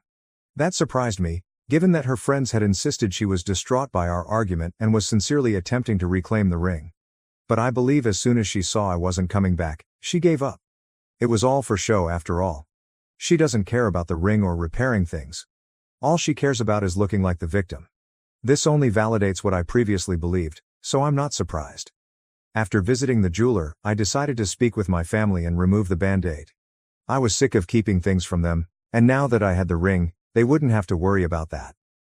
I drove to my mother's house, sat my parents down, called my grandmother on FaceTime, and recounted the entire issue to them. Everyone was surprised that Leah had done anything like this. She always came across as a nice person, and no one anticipated her to pull off something like this. My grandmother was relieved that I was able to reclaim the ring, but she also remarked something that resonated with me: it wasn't right that I had to purchase my own ring back. She suggested that during the divorce, I make Leah pay for it. I told her I will think about it, but I know it won't happen. It would simply lead to a long war and countless negotiations, which is the last thing I want. These things can stretch on for months, and I don't have the time or money to continue squandering on lawyers. I didn't say it to my grandmother, but there isn't much I can do in situations like these other than confess defeat. It seems horrible, but it's actually the more practical thing to do. We had no written agreement regarding the ring, so proving anything in court would be tough. Social conventions and family customs are not legally binding. Unless I had the best lawyers in town, pursuing her legally would be worthless. My parents understood this, therefore they did not pursue the matter further. After we ended the FaceTime session with my grandmother, my parents expressed their disappointment with how things turned out with Leah. They had developed a strong liking for her. They have never had an issue with her before. She had always been an excellent daughter-in-law, and when we married, my parents were the happiest they had been. Leah blended right in with our family, like the missing piece of a puzzle. And now, less than a year into our marriage, we were getting divorced. I ended up weeping while they were speaking to me. They had to console me since, up until now, I had not allowed myself to cry or properly express my emotions. But today, I couldn't keep back. Hearing my parents talk about Leah and how unhappy they were about the situation only made me feel worse about all I was going through. And they were correct. We were already divorcing after only a year of marriage. I never envisioned something like this happening just a few months, let alone a few weeks ago. But now it is occurring, and there is little I can do about it. The toughest part is that I know Leah believes she did nothing wrong. That's why she sent her family and friends after me, to guilt-trip me into returning. The whole event with the jeweler was purely for show. She wanted to appear upset, but the truth is that she probably wasn't. She doesn't comprehend how important this was to me. She believes I'm overreacting. And that's the worst part. But after speaking with my parents today, I felt lighter. It felt like a great weight had been lifted off my chest. They told me they were proud of me for sticking up for myself and my family, for refusing to let anyone walk all over me, even if I love that person. That's all the reassurance I need. At the very least, my parents believe I am doing the right thing and am not overreacting. Whatever hurts me, harms me. I can't change that. And if Leah doesn't care that she harmed me, maybe we should end this marriage while we still can. Now I'm just waiting for her response to my divorce filing. I sincerely hope she does not contest anything, because it is the last thing I need right now. She's already brought me enough difficulty, I don't want any more. Update 3. It's been a few days since my last update, and I've been busy. I had missed a few days of work, so I had to make up for lost time, including working overtime. Given my existing circumstances, I couldn't afford to upset my bosses. Instead of relaxing, I spent my free time hunting for an apartment close to my employment. Staying at a hotel was no longer practical. Thankfully, I was able to find a place with a fair rent, and I'll be moving in next week. Naturally, dealing with the practical issues of my life kept me extremely busy, so I didn't have much time to reflect about Leah and everything that had gone wrong. In some ways, it served as a good distraction. But then she called me last evening. It was from an unfamiliar number, so I picked it up intuitively. And when I heard her voice on the other end, I stopped. I wasn't sure whether to stay on the line or hang up. So I just remained silent. She did not apologize. She did not even admit what she had done. Instead, she stated that she wanted to speak with me one final time, despite the fact that she admitted she had no authority to do so. She stated she wanted to meet with me in person to give over the signed divorce papers and have one final talk to clear things up. Even when I didn't react, she simply said she'd be waiting at home in the afternoon. Then she hung up. For the rest of the evening, I was unsure what to do. But this morning, I decided to finally head over. Even if I didn't want to talk to her, I figured it was a good idea to get the divorce papers in person. Part of me was curious about what she needed to clear up with me. So I went home, and by then, the place had mostly been emptied out. Only the furniture remained, but since the house had already been equipped, it was evident that it would stay. We were planning to end the lease at the end of the month anyway. She gave me a check in addition to the papers. I was perplexed, but then I saw the amount. It was quite considerable. She explained that she had returned everything she had purchased with the proceeds from the sale of the ring. She decided that because we were no longer going to be together, it would be best to return the money. It was a few thousand less than what I had paid the jeweler to buy back my ring. I told her, and she said that whatever amount I had to pay, she would pay the balance in payments over the next few months. She could only afford to offer me this right now. I was fine with that because, honestly, I received some of it back, whereas I had anticipated losing whatever I had spent on the ring. It was a little odd, but I thanked her. She finally apologized. She was already in tears, telling me that she had never planned for things to go so wrong. But it was plainly too late to remedy anything, so perhaps it was best if we just let each other go. I didn't know what to reply, so I remained there awkwardly silent as she continued chatting. She informed me she'd been feeling terrible about everything for the past few weeks, ever since I left home. Even though her family and friends supported her, she couldn't believe she had done the right thing or that I had overreacted. Somewhere deep down, she knew I was correct and that she had made a tremendous mistake. She told me that she had wanted to contact me several times before. But since I had already blocked her, she was scared that if she did, I would reject her, which she couldn't bear. So she just stayed away. She also stated that she knew I deserved better, thus she felt it was right for us to divorce. Despite the fact that she was crying, she managed to finish her speech. Then she left without waiting for an answer from me. I was in shock, so I stood in the living room for a few minutes after she departed. Then I sat on the couch, attempting to make sense of everything. I started crying about a half hour after hearing her car pull away. Then I finally left and returned to the motel. I am going to the bank tomorrow to cash the check. I've already spoken with my lawyer about the papers, and since there's nothing else to discuss, we'll just have to wait for the waiting time to end. Then we will be officially divorced. I expected this to feel much better than it does now. But I suppose with time, I'll move on. For the time being, however, it hurts. And I'm going to let it hurt because there isn't much else I can do. Update 4. I cashed the check today at the bank, and for some reason, it felt incredibly liberating. Leah and I haven't spoken in a few days since our last interaction at the house, and I believe I'm finally letting go. Holding on to all of my anger and hurt will do me no good. I just want to forget about that whole situation and get on with my life. I had already moved out of the hotel and into my new apartment. Thanks to my pals, I was able to get everything set up rather quickly. I am so grateful to have such supportive friends. They've been checking in on me as often as they can. I'm also grateful to my parents, who have been there for me emotionally. I don't think I would have been able to deal with this as well as I am now if it hadn't been for them. And it's not as if I don't miss Leah or regret what has occurred. Of course I do. But I can't let it get in the way of my life since the world won't stop for me to digest my emotions. I am still going to have to work. I'll still have to keep up with the bills and everything else. I'll still have to do everything I'm supposed to do. To stay up, I needed the emotional support I've received from everyone, so I'm grateful that I have such a strong support system. In a few weeks, my divorce will be final. After that, I'll be done with the legal matters. I'm thinking about going on a vacation or doing something exciting and unplanned to take my mind off things because I believe I need a change of pace right now. I've spoken with a few pals, and they seem enthused about the prospect of traveling together. Perhaps I will take them up on that. Leah and I are no longer together, as evidenced by her social media post.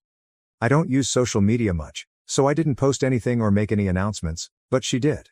Many of our mutual acquaintances contacted me. Some simply wanted to assure me that things will improve, while others only wanted to gossip. But at least everyone knows now, so I don't have to explain anything. For that, I am grateful. That being said, I'm looking forward to moving on. Update 5. Hello everyone, my divorce was finalized earlier this week. Leah contacted me again from the same number she had used before to apologize. Instead of remaining mute, I told her that I wish things could have worked out with us, but that is how it is. I wished her only the best for the future. She thanked me and then hung up. And that was all. It hurts, but I suppose this is the closest we'll get to having any form of closure. Now, I'm actively attempting to move forward with my life. As I indicated in my previous update, I'm set to embark on a trip with a couple of my friends in a few days, which I'm very happy about. I've been looking forward to this for weeks, and it's finally happening. It actually feels like I'm beginning a new chapter in my life, which is very thrilling. Of course, I'm not totally done with the chapter I've left behind, but I can't go back. The only way to proceed is forward, and I'm hoping this tour performs its job successfully. That being said, I don't anticipate blogging here anytime soon. So, I'd like to thank everyone who has commented on my posts, supported me, and even reached out to me. It's very wonderful of you. The fact that you are all strangers to me and still care about my situation is extremely amazing, so thank you. I mean it. Thank you for watching. If you haven't subscribed yet, please do so and hit the notification bell to stay updated with more shocking real-life stories happening around you.